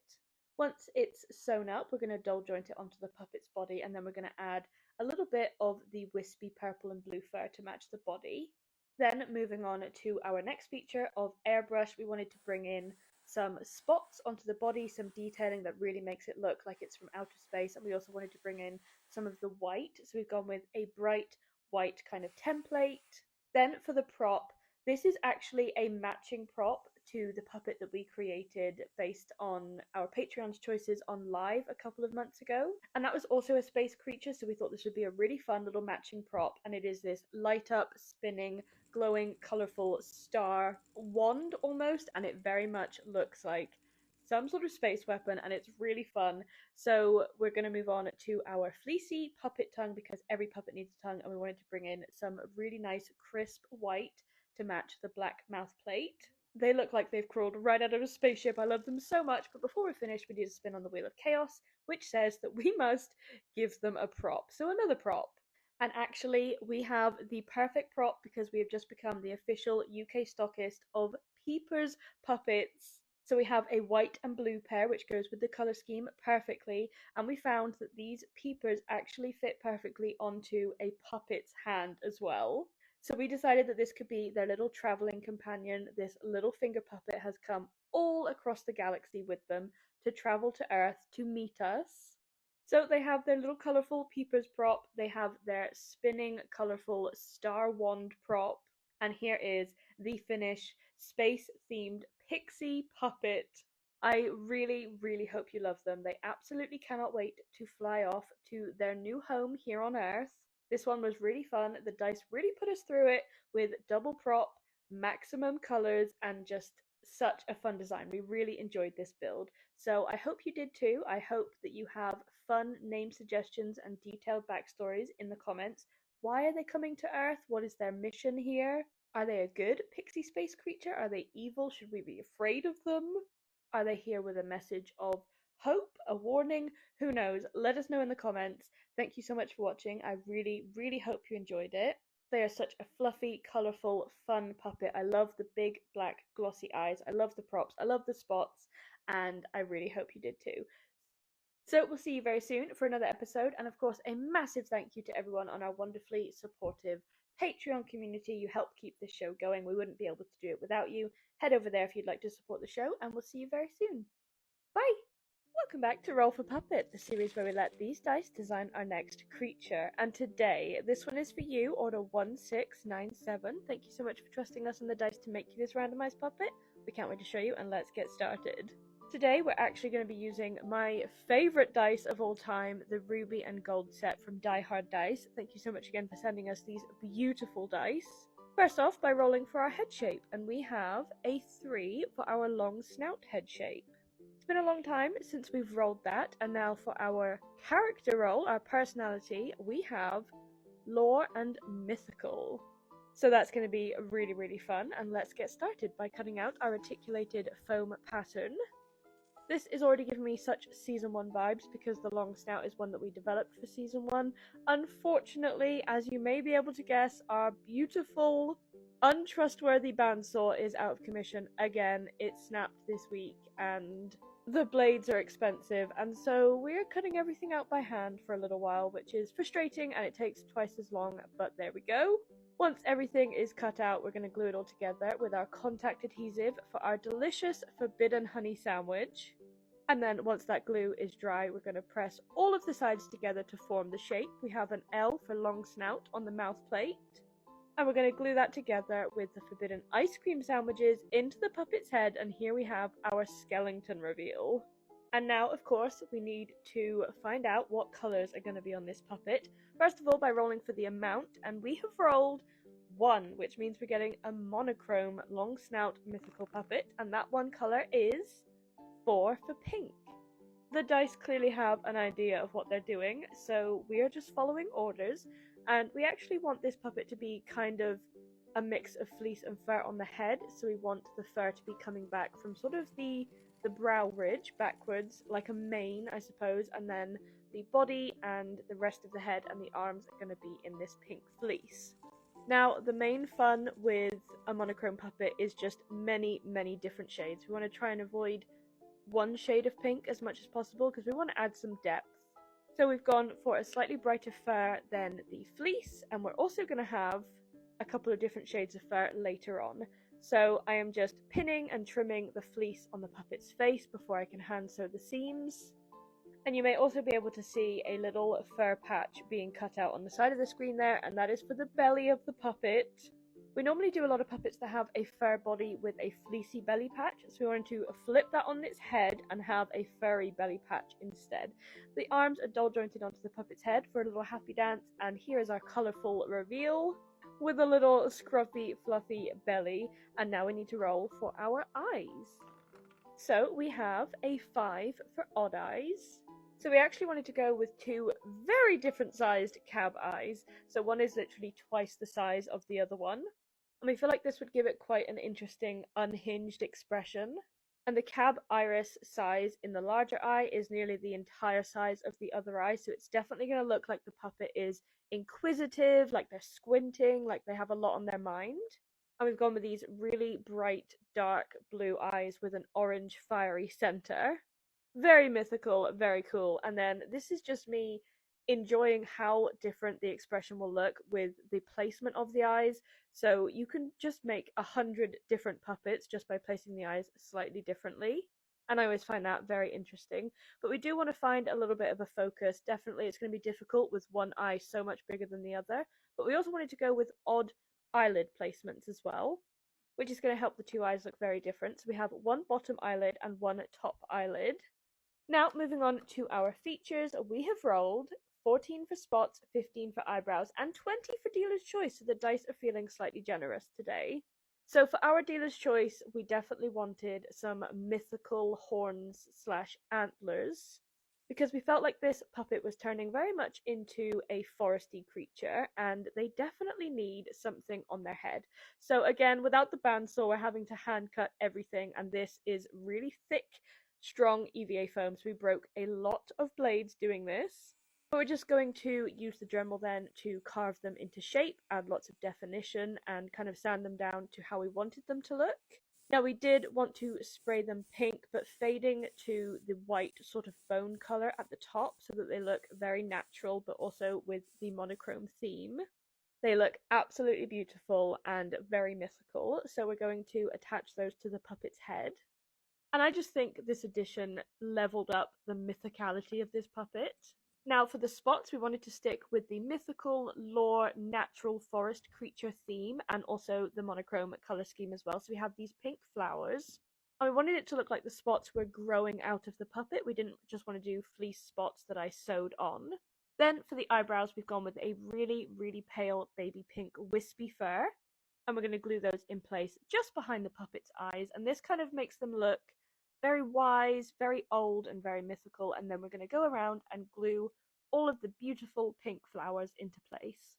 We definitely want them to be adorned with natural things, so these flowers kind of growing out of random spots on the puppet makes them look like an ancient forest creature, mixed with the pale wispy eyebrows and the antlers as well. I feel like this creature is just looking so mythical, but we're not finished yet. We have a spin on the Wheel of Chaos, and it says that we must add an extra feature.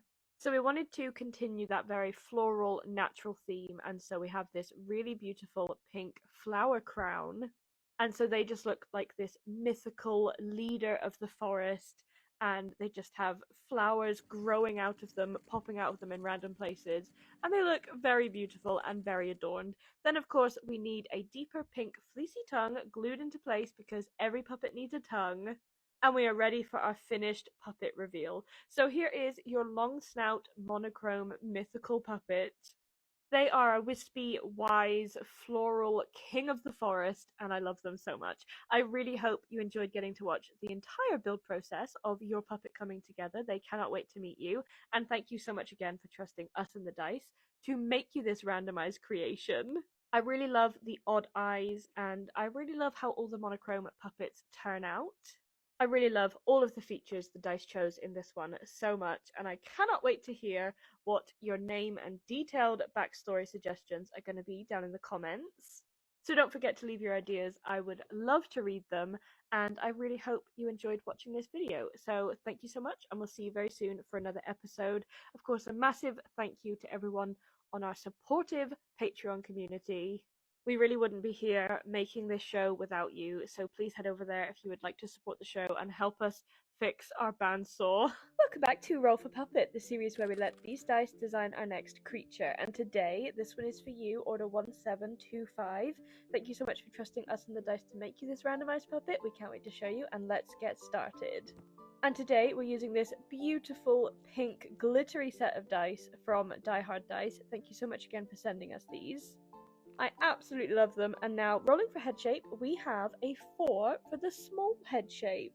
And then our personality dice says that this small-headed puppet is going to be a monster. So with a small-headed puppet, we're definitely going to be leaning more towards like a cute monster, a baby monster today. So we're going to cut out the reticulated foam pattern, unfortunately still not on the bandsaw, but hopefully the replacement blades will be here very, very soon. Gluing it all together with our contact adhesive for our forbidden honey sandwich. Pressing it together once that forbidden honey is dry to form the shape. And then we're going to make up a pair of forbidden ice cream sandwiches, of course, which are the mouth straps that go inside the puppet's head so that you can control the mouth. With some really soft fleece, of course, on the outside of the straps so that your hand is nice and comfortable. Glue those into the puppet's head. And we're going to be ready for our skeleton reveal. So here is our tiny, small little monster so far. And now, of course, we need some colors on this puppet. First of all, rolling for the amount of colors. And we have 4, so the maximum amount of colors, which is very chaotic. First color, we have a 3 for red. Second color, we have 2 for white. Our third color, we have 8 for multicolor or rainbow. And our fourth color, we have a 7 for purple. So red, white, multi, and purple. For a little bit of a change, we used this red, soft, fluffy Scraggle fleece as kind of the base of this puppet. We wanted to do something a little bit different than the F3, and this was a monster as well. And a baby monster, so we wanted to use this really soft, fluffy fleece. It is a bit of a nightmare to work with, just in terms of the sewing machine. It stretches a lot, it sheds a lot, but it was still a really fun, cute effect. It kind of reminds me of lamb's fur, and that was kind of the inspiration for this puppet, which was a really young little monster that just hasn't grown into all of its features yet. And it's just so soft and cuddly and cute. So once the arms are sewn up and the body is on, I'm going to move on to hand sewing the seams on the puppet's head. And once that's done, we're going to doll joint the arms onto the puppet's body. Of course, we're going to have a little happy dance. A little chaotic monster happy dance, and into our colourful reveal. But obviously not quite yet, because we have a few extra colours to add to this puppet. So for the purple, we decided to give them some fluffy hair, a little purple wig, and this colour purple goes really well with the red in terms of a monster personality, certainly like a colourful, cartoony monster. So we gave it the tiniest little fur wig and then hand sewed that in place. It looks adorable. And then moving on to the next colours, we wanted to incorporate some of this really pale pastel rainbow fur. So this incorporates some of the white from the colour scheme and also the rainbow colour scheme. And we just wanted to add this in a few little places around the puppet, around the cuffs and also the neck. And then moving on for our eyes, we have rolled a 4 for painted eyes. So we're going to grab our smallest pair of cabochon eyes and we're going to spray it up in a really light lilac colour, which goes well with the purple colour scheme and also the pastel rainbow colour scheme. And I also decided to incorporate a little bit of rainbow in the irises. I've chosen the unicorn irises, and they look absolutely adorable with the pale purple eyes. We're then going to screw those eyes onto the puppet's head, and then we're going to be ready to roll for our features. And they cannot believe it themselves. So first off, we've rolled an 18 for prop. Second roll, we have a 2 for nose. And finally, we have an 11 for horns. So prop, nose, and horns. We're going to get started first of all with the nose. And we wanted to continue this theme of the puppet not quite growing into all of their features yet, because it is a tiny baby monster. So we wanted this really big carved EVA foam nose, way out of proportion with the puppet's face. And just for it to look like the puppet hasn't done growing yet, and we thought that was a really adorable personality to include. Look at them there waiting to have their nose sanded, I guess, which is a very strange thing to wait for. But here it is, a very unique nose shape that we haven't done for many puppets before, and it just takes over this cute little puppet's face completely. We covered it in some pale purple fleece, and then moving on to the bright white horns, we decided to go for some of these really oversized curved horns. Again, in keeping with the theme that they're just not growing into all of their monster features yet. And then we have a fleecy purple puppet tongue, a slightly darker fleece than the nose, kind of more in keeping with the purple of the hair. And then for a prop, we found this tiny little mouse, and we decided that it was given to this monster by their parents as a snack, but he fell in love with it and couldn't eat it, and so now just carries him around as his pet. And if that's not the cutest little prop ever. Now, finally, we have a spin on the Wheel of Chaos, which says we get to add something of a dealer's choice, which made me very, very happy because I feel like this puppet needed a really cute little row of EVA carved teethies. It didn't quite look monstery to me without some teeth, and so we're going around just shaving off the edges, making them really small, little stubby teeth that haven't quite grown in yet, like monster baby teeth. And so we just added a strip of that to the top jaw, glued it in place, and we are ready for our finished puppet reveal. So here is your small-headed monsterized puppet with lots of colors and a cute little friend as a prop. I really, really hope you love your new puppet. They absolutely cannot wait to meet you. Thank you so much again, Order1725, for trusting us with your design. And I really hope you enjoyed getting to watch the entire build process of them coming together. As always, please leave name suggestions for the puppet and the little puppet friend, and their detailed backstories down in the comments. You guys are always way more creative than I am with those sorts of things, and they're so much fun to read. So thank you for watching this video. I really, really, really hope you enjoyed it. This build was a lot of fun. It had a lot of different features, like the giant nose that we don't normally incorporate. The colours are really beautiful, and a different fleece. It was a lot of fun. I hope you enjoyed it, and please head over to our Patreon community if you would like to support the show. It would mean so, so much, and we have some really fun perks over there if you would like to join, and we'll see you very soon. Welcome back to Roll for Puppet, the series where we let these dice design our next creature. And today, this one is for you, Order1746. Thank you so much for trusting us and the dice to make you this randomized puppet. We can't wait to show you, and let's get started. First off, by rolling for our head shape, and today we're going to be using these beautiful gold dice from Die Hard Dice. Thank you so much again for sending us these. And guys, we have rolled a 14 for the dino head shape. Finally, I know a lot of you have been waiting to see the dino head shape. And so for our personality dice today, we have rolled that it's going to be a human. So our first chance in Season 3 to show you the dino head shape, and it's going to be a human anyway. But actually, this head shape is really fun and versatile, and we have used it for humans before, not just dinosaurs and dragons and things like that. It can be a really fun mythical head shape, but of course today it is going to be a human. So once it's cut out on the bandsaw, thank you bandsaw for helping us today, we're going to glue it all together with our contact adhesive for our forbidden honey sandwich, press it all together once the glue is dry. We have a D for dino on our mouth plate, which gets glued with the forbidden ice cream sandwiches into the puppet's head. And the moment a lot of you have been waiting for, the dino head shape reveal. I'm sure you can see why we call it the dino head shape. It is really fun. We had a lot of fun with it in Season 1. And I'm glad to see it back, but now we need to roll for our colours. First of all, rolling for the amount of colours this puppet is going to have. And we have 2. So, nice and simple, and those 2 colours are going to be 7 for purple and 8 for multicoloured. So we're going to use the purple as the skin colour for our human, and we have this really lovely, beautiful, pale, lilac coloured fleece. And so I'm going to cut that out for the head and the body and the arms of the puppet, and then I'm going to bring the multicoloured fur in later for some of the more human features. Once all of that fleece is cut out, we're going to sew most of it up on the sewing machine, but then of course I'm going to hand sew the seams on the puppet's head, as always. This soft lilac colour is just so beautiful, and I feel like it's going to go really well with the colours that we've chosen for the fur. So, as I said, I'm going to sew up the seams on the puppet's head, and this isn't too difficult of a head shape to sew because there's not a lot of different angles. So once those are ready, we're going to move on to the hands, and of course I'm going to stuff the posable wire hands inside, doll joint the arms onto the puppet's body, and then we're going to be ready for our little happy dance. And our nearly colourful reveal, there is all of the skin of the puppet, but now of course we need some multicoloured fabric. Now, knowing how this puppet is going to be used, we decided that this is sort of an older consultant doctor dinosaur.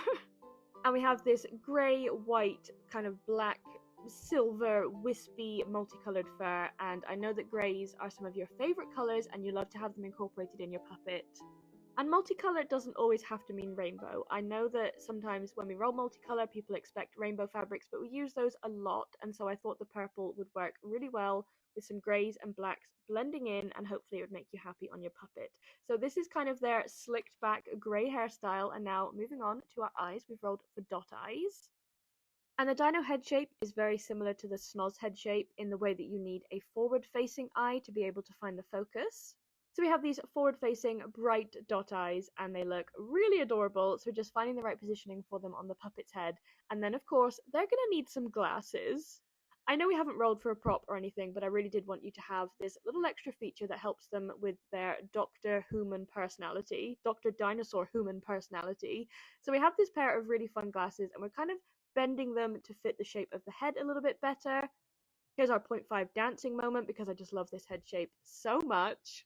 And then we're going to add the glasses on and sort of lightly sew them in place so they're not permanently attached, but they're not going to wobble off when the puppet moves.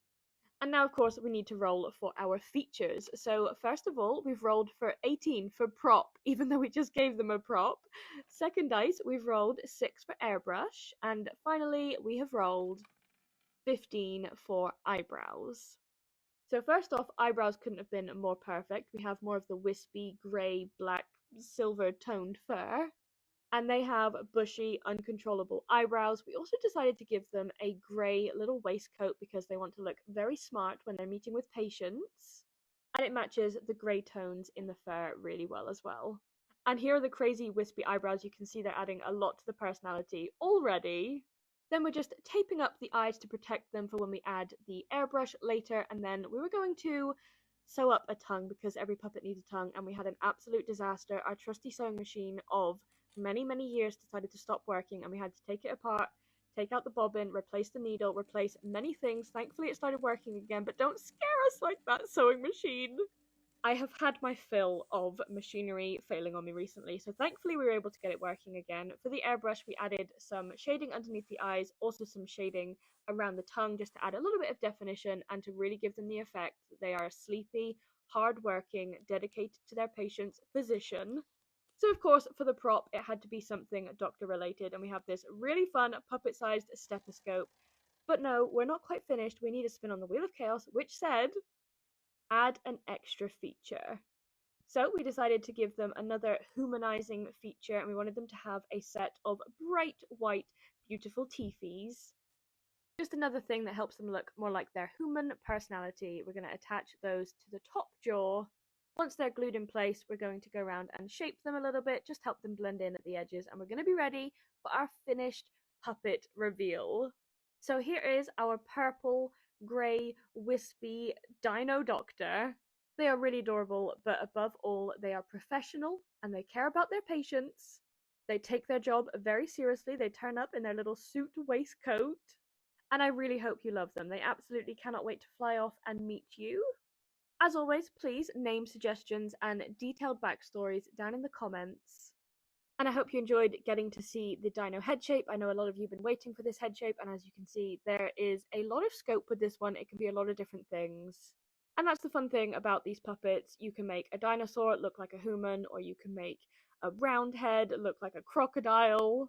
The possibilities are endless. So thank you for watching this video. I hope you enjoyed it. And please don't forget to head over to our community. I'm not going to say the name so that this video doesn't get suppressed again. If you would like to support the show and help us to keep improving, and we'll see you very soon.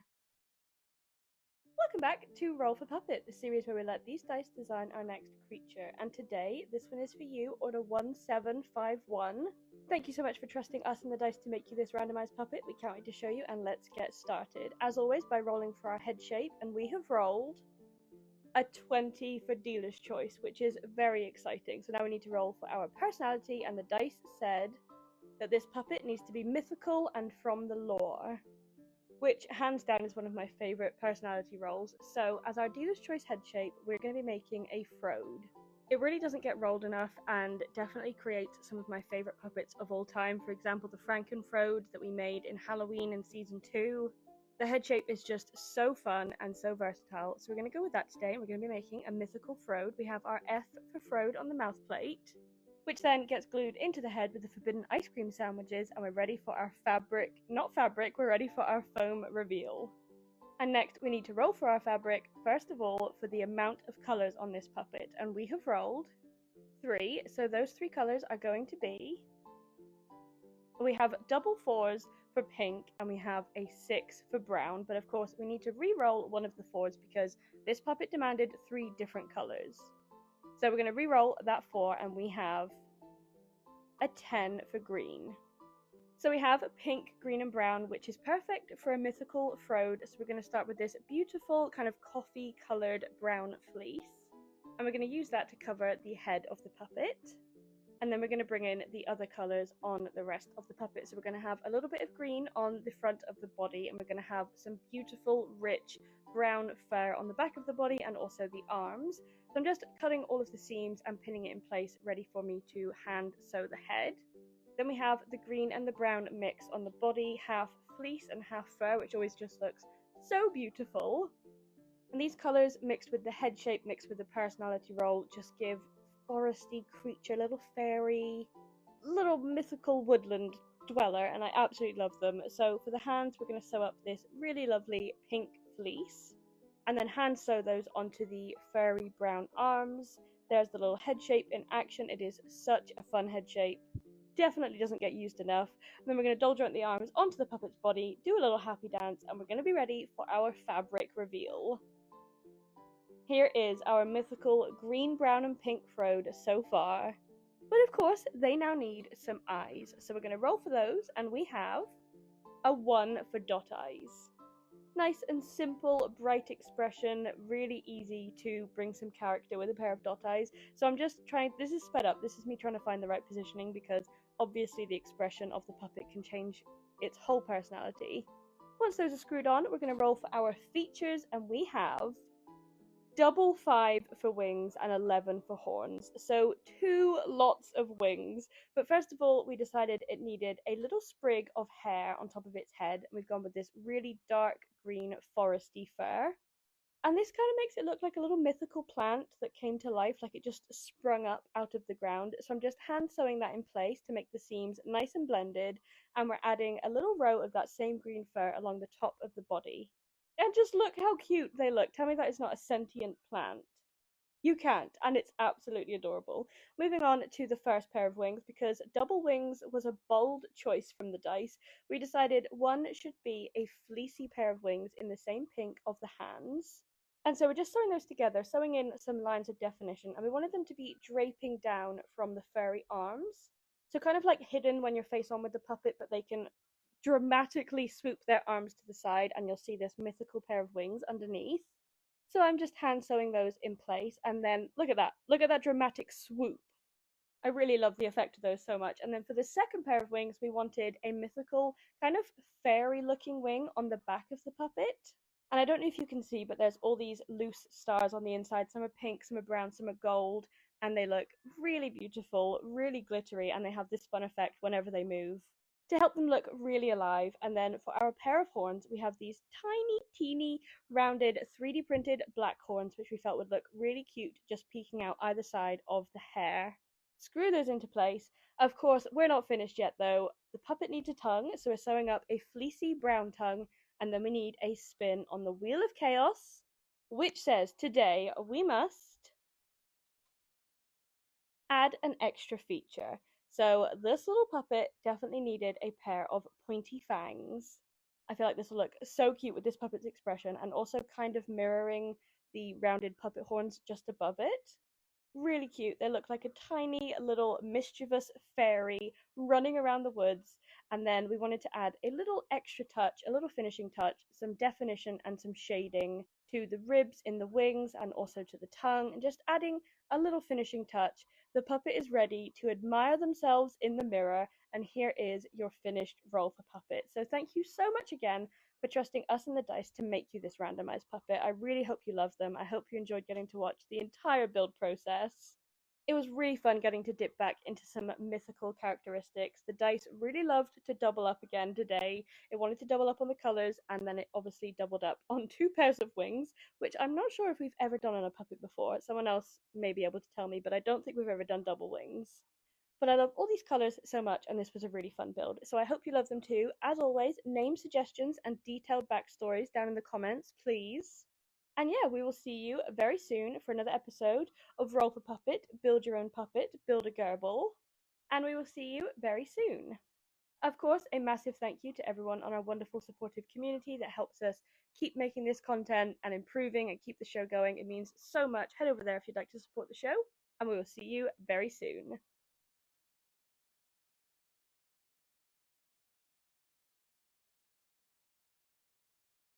Welcome back to Roll for Puppet, the series where we let these dice design our next creature. And today, this one is for you, Order 1772.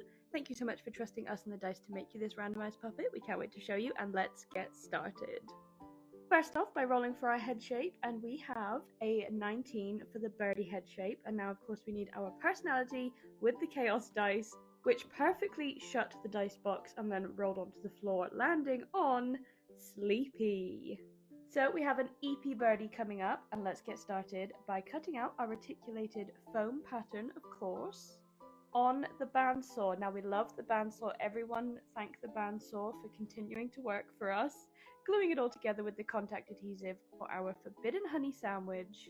Pressing that all together when the glue is dry to form the shape, and then we have our S for Sleepy on the mouth plate, of course, which then gets glued together with the forbidden ice cream sandwiches and glued into the puppet's head, and we're going to be ready for our finished Sleepy Birdie reveal. And Sleepy is definitely one of my favourite personalities that we can roll. There's just so much that you're going to be able to do with the expressions and the props and the personality of the character. But for now, we need to get some colours on this puppet, starting off by rolling for the amount of colours. And we have rolled the maximum amount of colours. We have 4, so let's roll for those 4 colours, and we have double 3 for double red, we have 5 for orange, and 9 for black. So we're going to re-roll one of those reds because we do want the full 4 colours. And on that re-roll, we have a 4 for pink. So we have red, pink, orange, and black. A very colourful, very sleepy birdie is incoming. So we definitely did want to lean into it being a bird character. Now, of course, just because we've rolled the birdie head shape, it doesn't always mean that it's going to be a bird. We've rolled human with the dino head shape and things like that, so it can kind of be anything, but with this one we did definitely want it to be a birdie.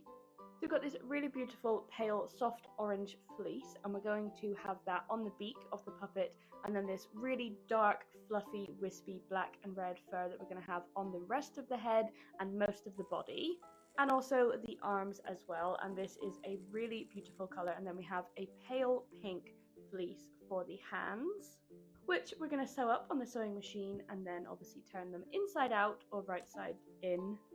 Stuff them with the foam and the wire posable hands with the arm rod pockets, sew it all up together, sew it to the fluffy arms, and glue the fur onto the puppet's head. So we have our orange, our red, our black, and our pink.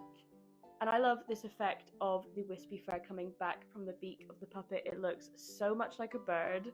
And even before we've got the expression on, it's kind of giving sleepy, cuddly vibes already. Soldier the arms onto the puppet's body, give it a little happy dance, and a colourful reveal. Here is our sleepy birdie so far, and now of course we need our eyes. First, a little yawn break. They definitely need a nap, but we're going to keep powering through. So for our eye roll, we have 1 for dot eyes. Now I feel like dot eyes always work really well with a bird type creature, so that is a perfect roll. Thank you, dice. It's just really bright, really cartoony, really simple, and I feel like it works perfectly with a bird character. So I'm just going to find the right positioning, screw those in place, and now for our sleepy EP expression, we definitely need some droopy eyelids, and we've gone with this darker burnt orange fleece. gluing those in place, and we have our sleepy expression so far. Now, of course, we're going to need our features. And we have 5 for wings, 11 for horns, and 12 for claws. Now, obviously, wings are an absolutely perfect roll for a birdie, and I feel like we've been rolling a lot of wings recently. Like, we even had double wings last week, I think it was. So the dice definitely do go through periods of favoring a certain type of feature, and the dice are in their wing era.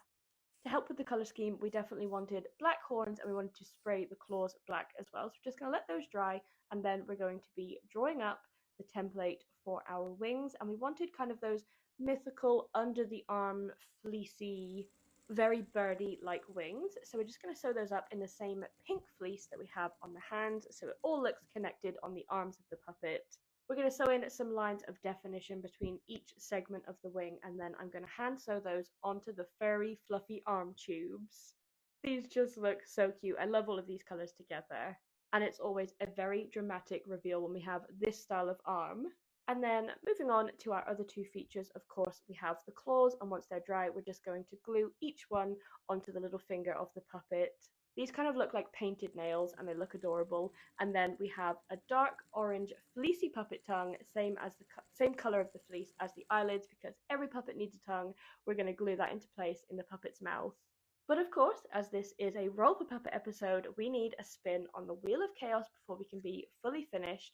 And today it says that we must add an extra feature.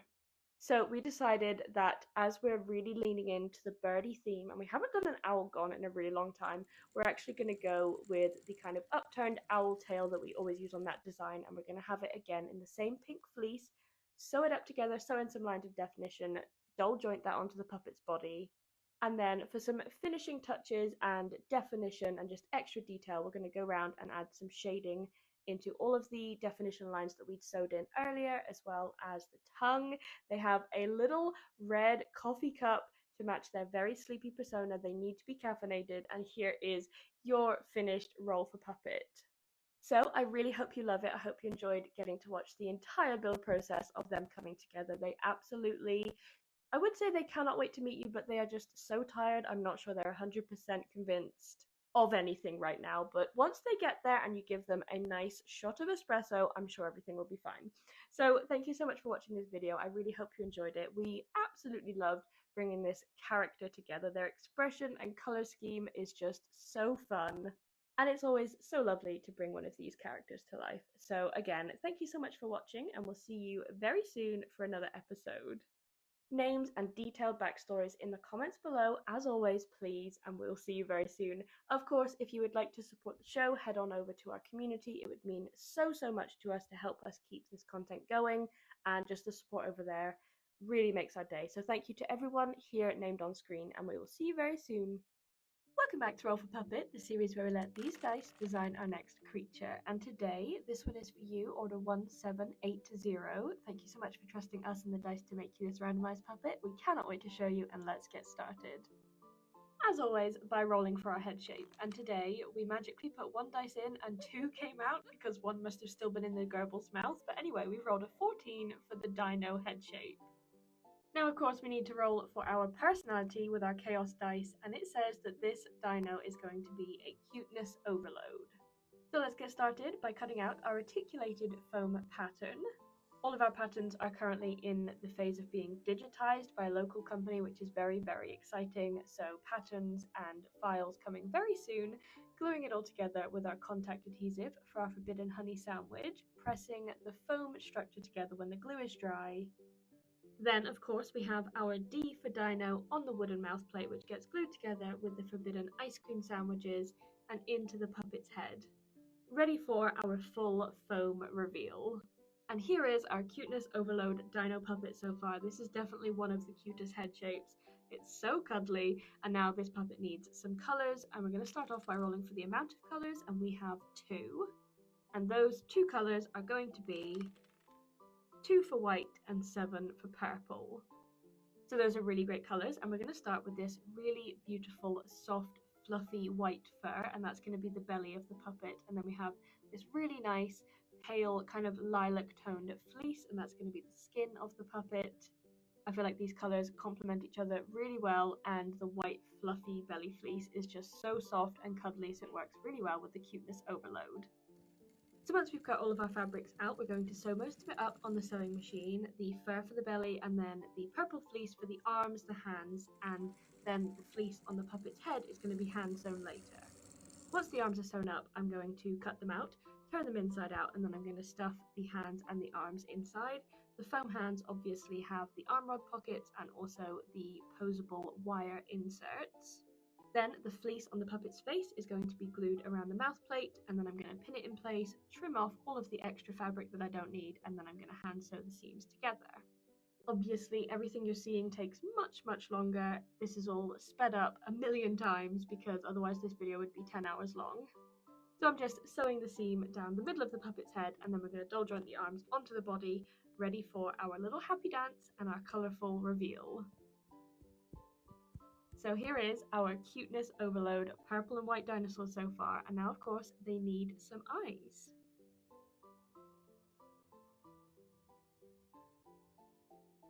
So we're going to roll for those, and we have a 4 for painted eyes, which is a very rare roll, so I'm happy with that. So we're actually going to spray up some of these really large bauble eyes with a really nice soft milky purple. Very pale, we don't want them to be too dark at all. So once those are dried, we're going to use a 2-part epoxy, and we're going to attach in the backing so that we can attach it to the puppet's head. And here you can see the dried colour. It is like such a pale, soft lilac. And these giant, shiny bauble eyes always look so fun on the dinosaur head shape. They really do help with the cuteness overload. Like, they already look like they're smiling. They're so cute. We've got the wispy white fur on the belly. So once those are attached in place, I'm going to find the right positioning for these big black vinyl cut pupils. Find the focus, attach those, and now we're going to roll for our features. We have 2 for nose, 3 for teethies, and 4 for hair. All very cute. So we're going to start with the teethies. We definitely wanted a really soft strip of EVA teethies. We don't have a lot of like overbite or underbite to work with the dino jaw. The jaws are pretty much equal, so we can't have any of the hard 3D printed teeth. We need this soft row of EVA teeth. We didn't want them to be too spiky or too big. We wanted them to be really soft and cute, like a little baby dinosaur. Glue those in place, and then we're going to move on to our nose. We wanted to keep in theme with like dinosaur dragon vibes, so we've given them some dark nostrils. So we cut those into the end of the puppet's face. We added some definition, and now we're going to move on to the hair. We have this really beautiful fluffy lilac hair. We wanted to keep it really soft and fluffy, so we've attached that to the puppet's head. It's really cute. And now of course we need a fleecy puppet tongue because every puppet needs a tongue, and we've gone with a darker shade of purple fleece. We're just going to sew that up, and then once that's ready we're going to glue it into the puppet's mouth. Give it a little bit of a test. All of these colours are working so well together. This puppet is looking adorable, but it's not quite finished yet because we need a spin on the Wheel of Chaos, and it says today that we must give them a prop. So of course we're going cuteness overload, white and purple theme. We found this really adorable fairy wand, and it is in this like white kind of iridescent fabric, so it shines pink and purple in certain lights, and it is definitely cuteness overload, and we're going for like a fairy wonderland dinosaur. So once we've given them that prop, we wanted to give them a few little extra features, this really cute bracelet, and then we decided to thread some purple, green, gold beads together on kind of an invisible necklace string, and give them an extra feature just to pop out of the white fur on the belly to bring it alive a little bit more. And it is of course cuteness overload, and here we have your finished dinosaur puppet.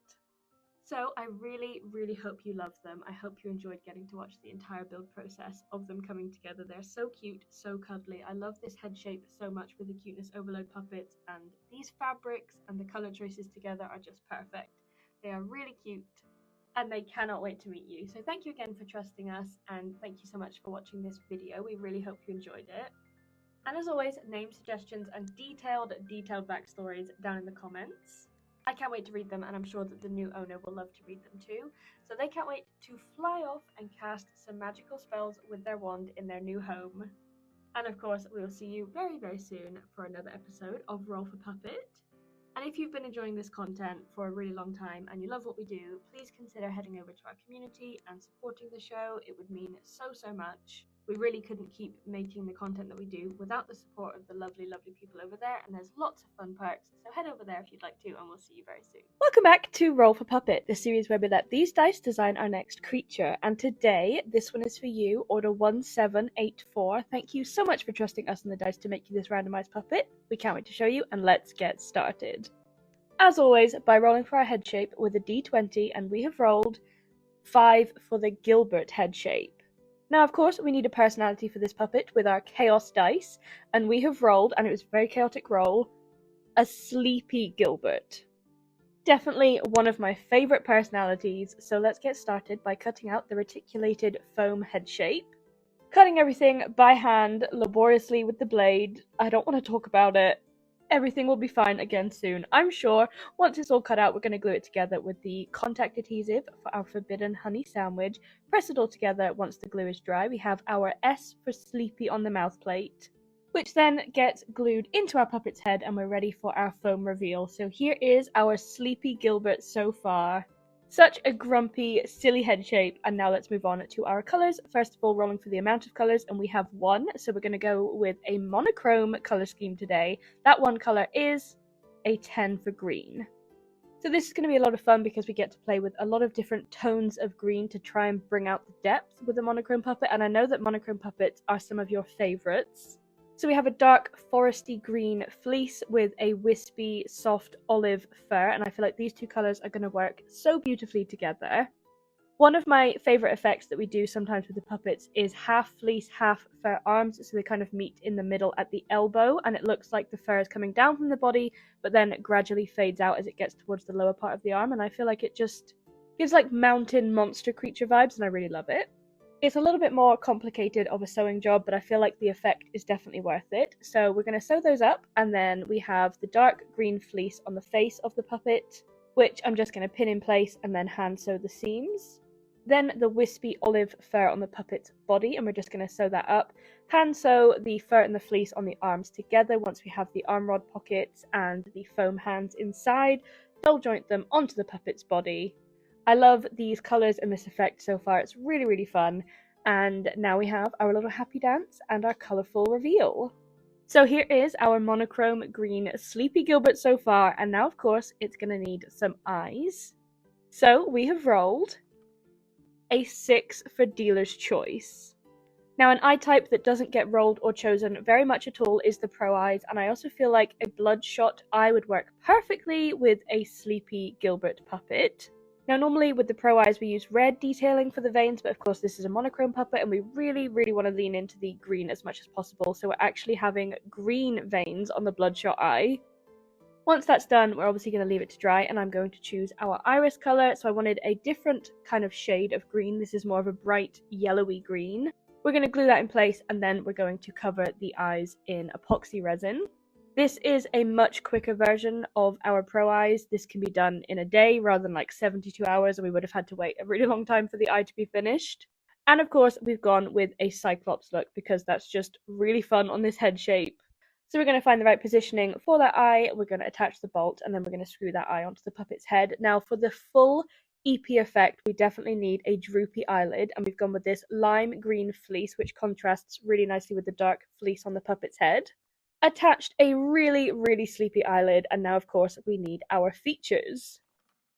So we have rolled 6 for airbrush, 11 for horns, and 14 for spots. So first off, I'm going to start with the spots, and I have the same lime green fleece that I used on the eyelid.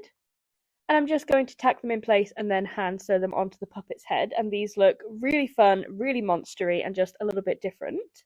Now, speaking of something a little bit different, we actually decided to use one of our brand new horn styles on this puppet. And we wanted 2 horns on the side of the face, but kind of downturned. I want everything to be really sleepy, really droopy on this puppet. And moving on to airbrushing them green. So we wanted to go with a dark green fading up from the base of the horn effect so that it kind of matches the fleece on the puppet's face. And then also some airbrush around all of the detailing. So the spots on the puppet's head, around the eyelid, we want them to look really sleepy, really kind of shadowy. Then before we attach the horns, I wanted there to be a furry base to the horns so that it matches the fur on the puppet's body. So I'm just going to cut out these little circles in the same olive green fur and attach them to the head before piercing the horns through, and this is just a really fun effect. Then, of course, sewing up a lime green fleecy puppet tongue because every puppet needs a tongue, gluing it in place, doing a quick little chomp test.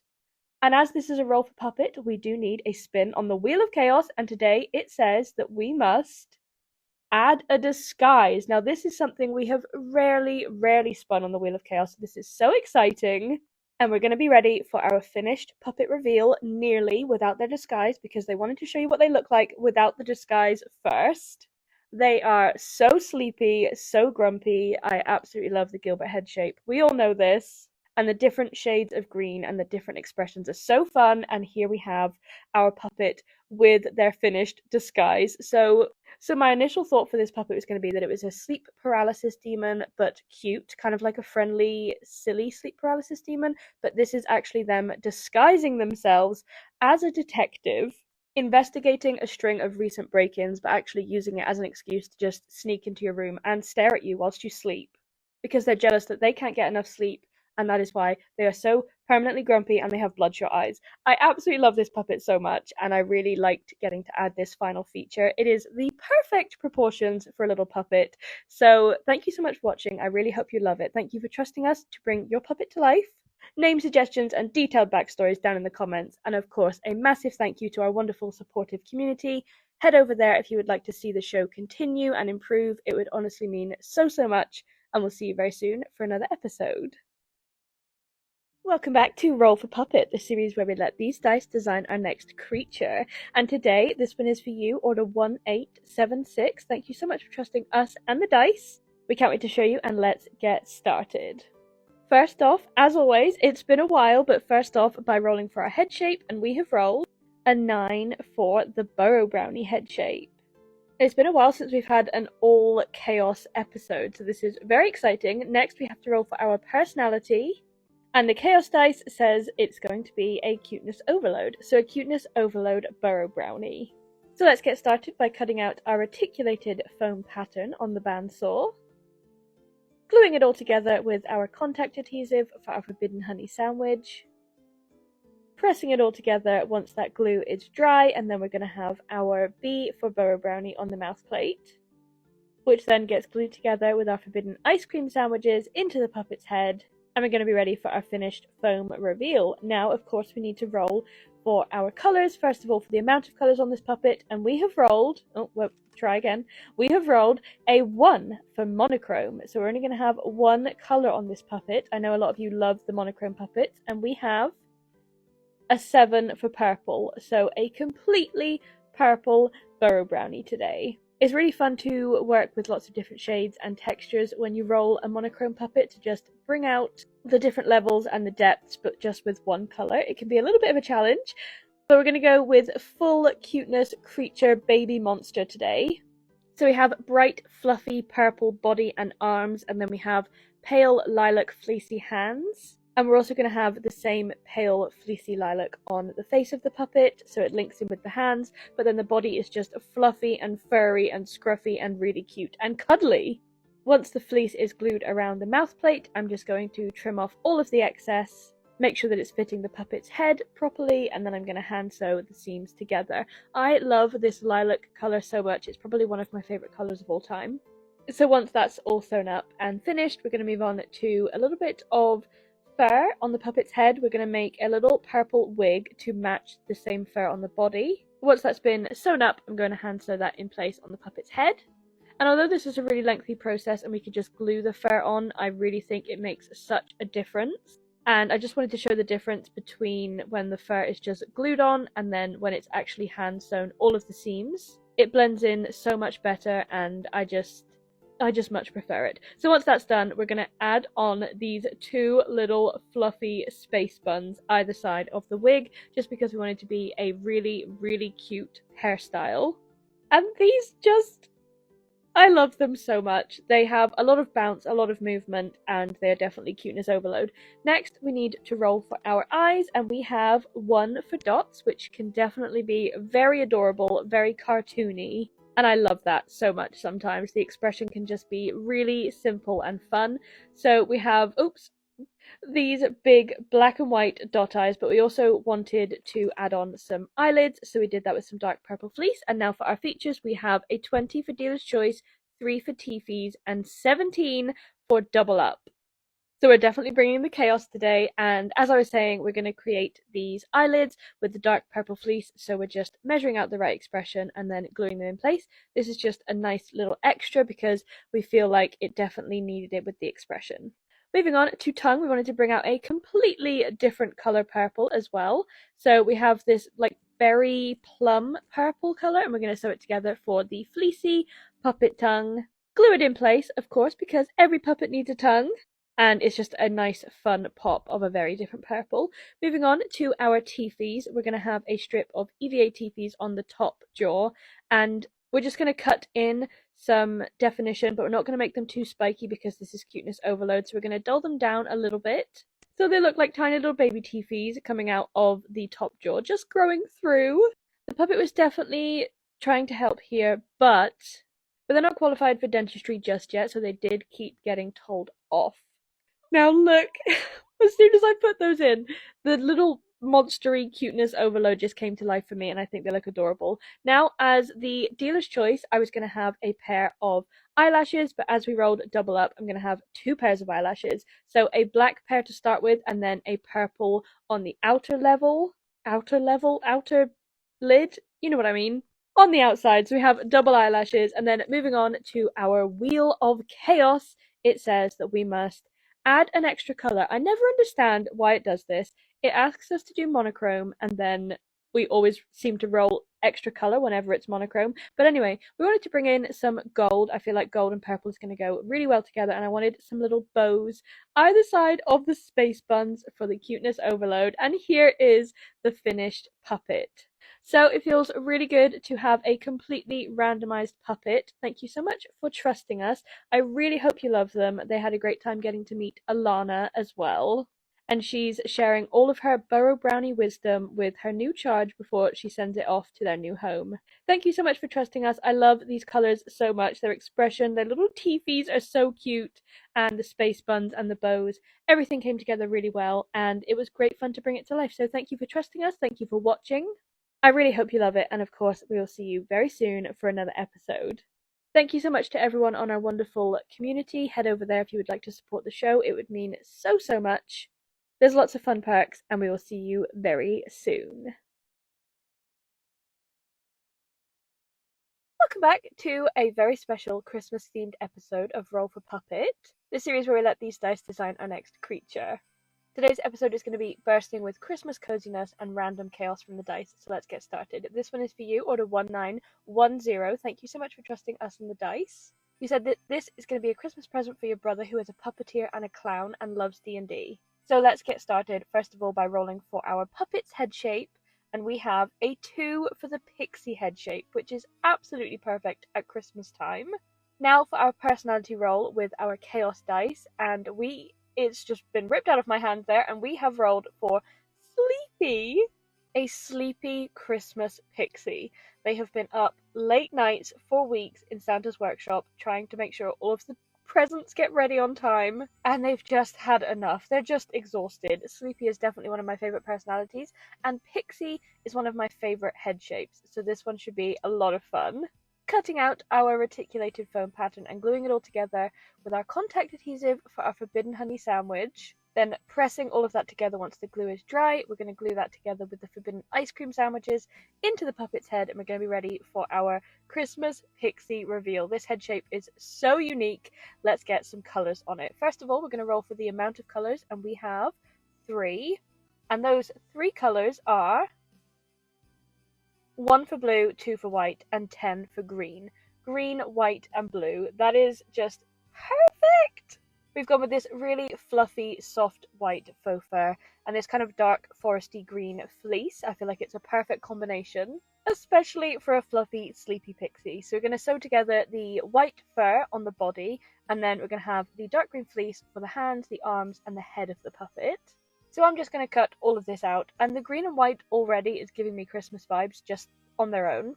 But with little pops of blue later on to bring out certain features, I feel like it's just going to be a really fun combination. So the dice are dicing today. I'm going to get all of the fleece trimmed and pinned and ready to sew on the puppet's head, just so that it's nice and tight. And then I'm going to go along and hand sew those seams down the puppet's head. This is definitely one of the more difficult ones to cover just because of the shape of the puppet's lip and cheeks and things. It can tend to just be a little bit trickier to find the right darts and everything. We've got that sorted. We're going to sew up the arms on the sewing machine, double joint them onto the puppet's body, and we're going to be ready for our colourful reveal so far. With a little Christmas happy dance in there, a little Christmas pixie happy dance. Here they are so far with just the green and the white. More blue will be coming later. Let's move on to our eyes. So we have rolled 2 for cabs, which means we need to roll for our cabochon iris. We have 20 for sepia, which I feel like is a really interesting choice. I definitely wouldn't have chosen that with this colour scheme, but that's why I'm not the dice. Lovely, bright. They kind of look like a fireplace, like a warm, orangey red fire, so that's kind of fun. Once those are glued in place, the eyes are going to be screwed on, but of course we need to make this puppet look very sleepy, very tired from all of the nights at Santa's workshop. So we're going to add some dark blue fleece eyelids, and then we need to roll for our features.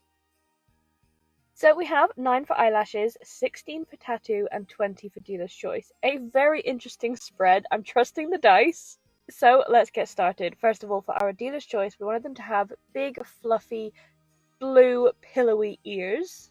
Kind of like built-in pillows on the side of the puppet's head, so they could just turn over and fall to sleep whenever they wanted. Of course, they need a bright blue fleecy tongue, and then we're going to sew up those ears. These are just so cute and floppy and fluffy, and they really help kind of bring the blue onto the puppet's head. So I'm just going to sew those ears into place.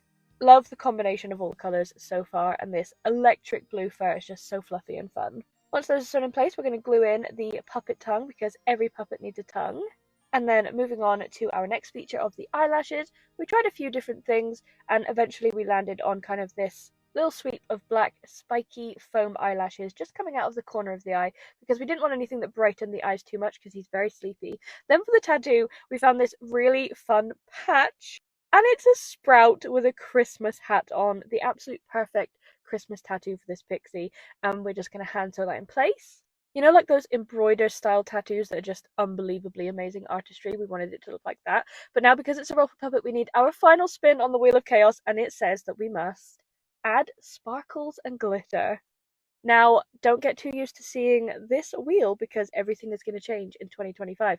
But moving on, we have this glitter spray that we are just going to douse this puppet in, so they are sparkly and glittery and perfect, just like a glittery, snowy Christmas pixie that needs a rest. And then as an extra little feature and a Christmas touch, we have this bright green glittery Santa tie that we thought would be a perfect finishing feature for this Christmas pixie. And the big, fluffy, brightly coloured, oversized puppet ears definitely are giving clown hair as well. So I hope you really, really love your new puppet. Thank you so much again for trusting us and the dice to make you this randomized puppet, and I hope you're having a wonderful Christmas. Your new puppet cannot wait to meet you, so please detailed descriptions and backstories and names down in the comments. It would mean so, so much. I hope you're having a wonderful Christmas if you celebrate that. If not, a wonderful winter time.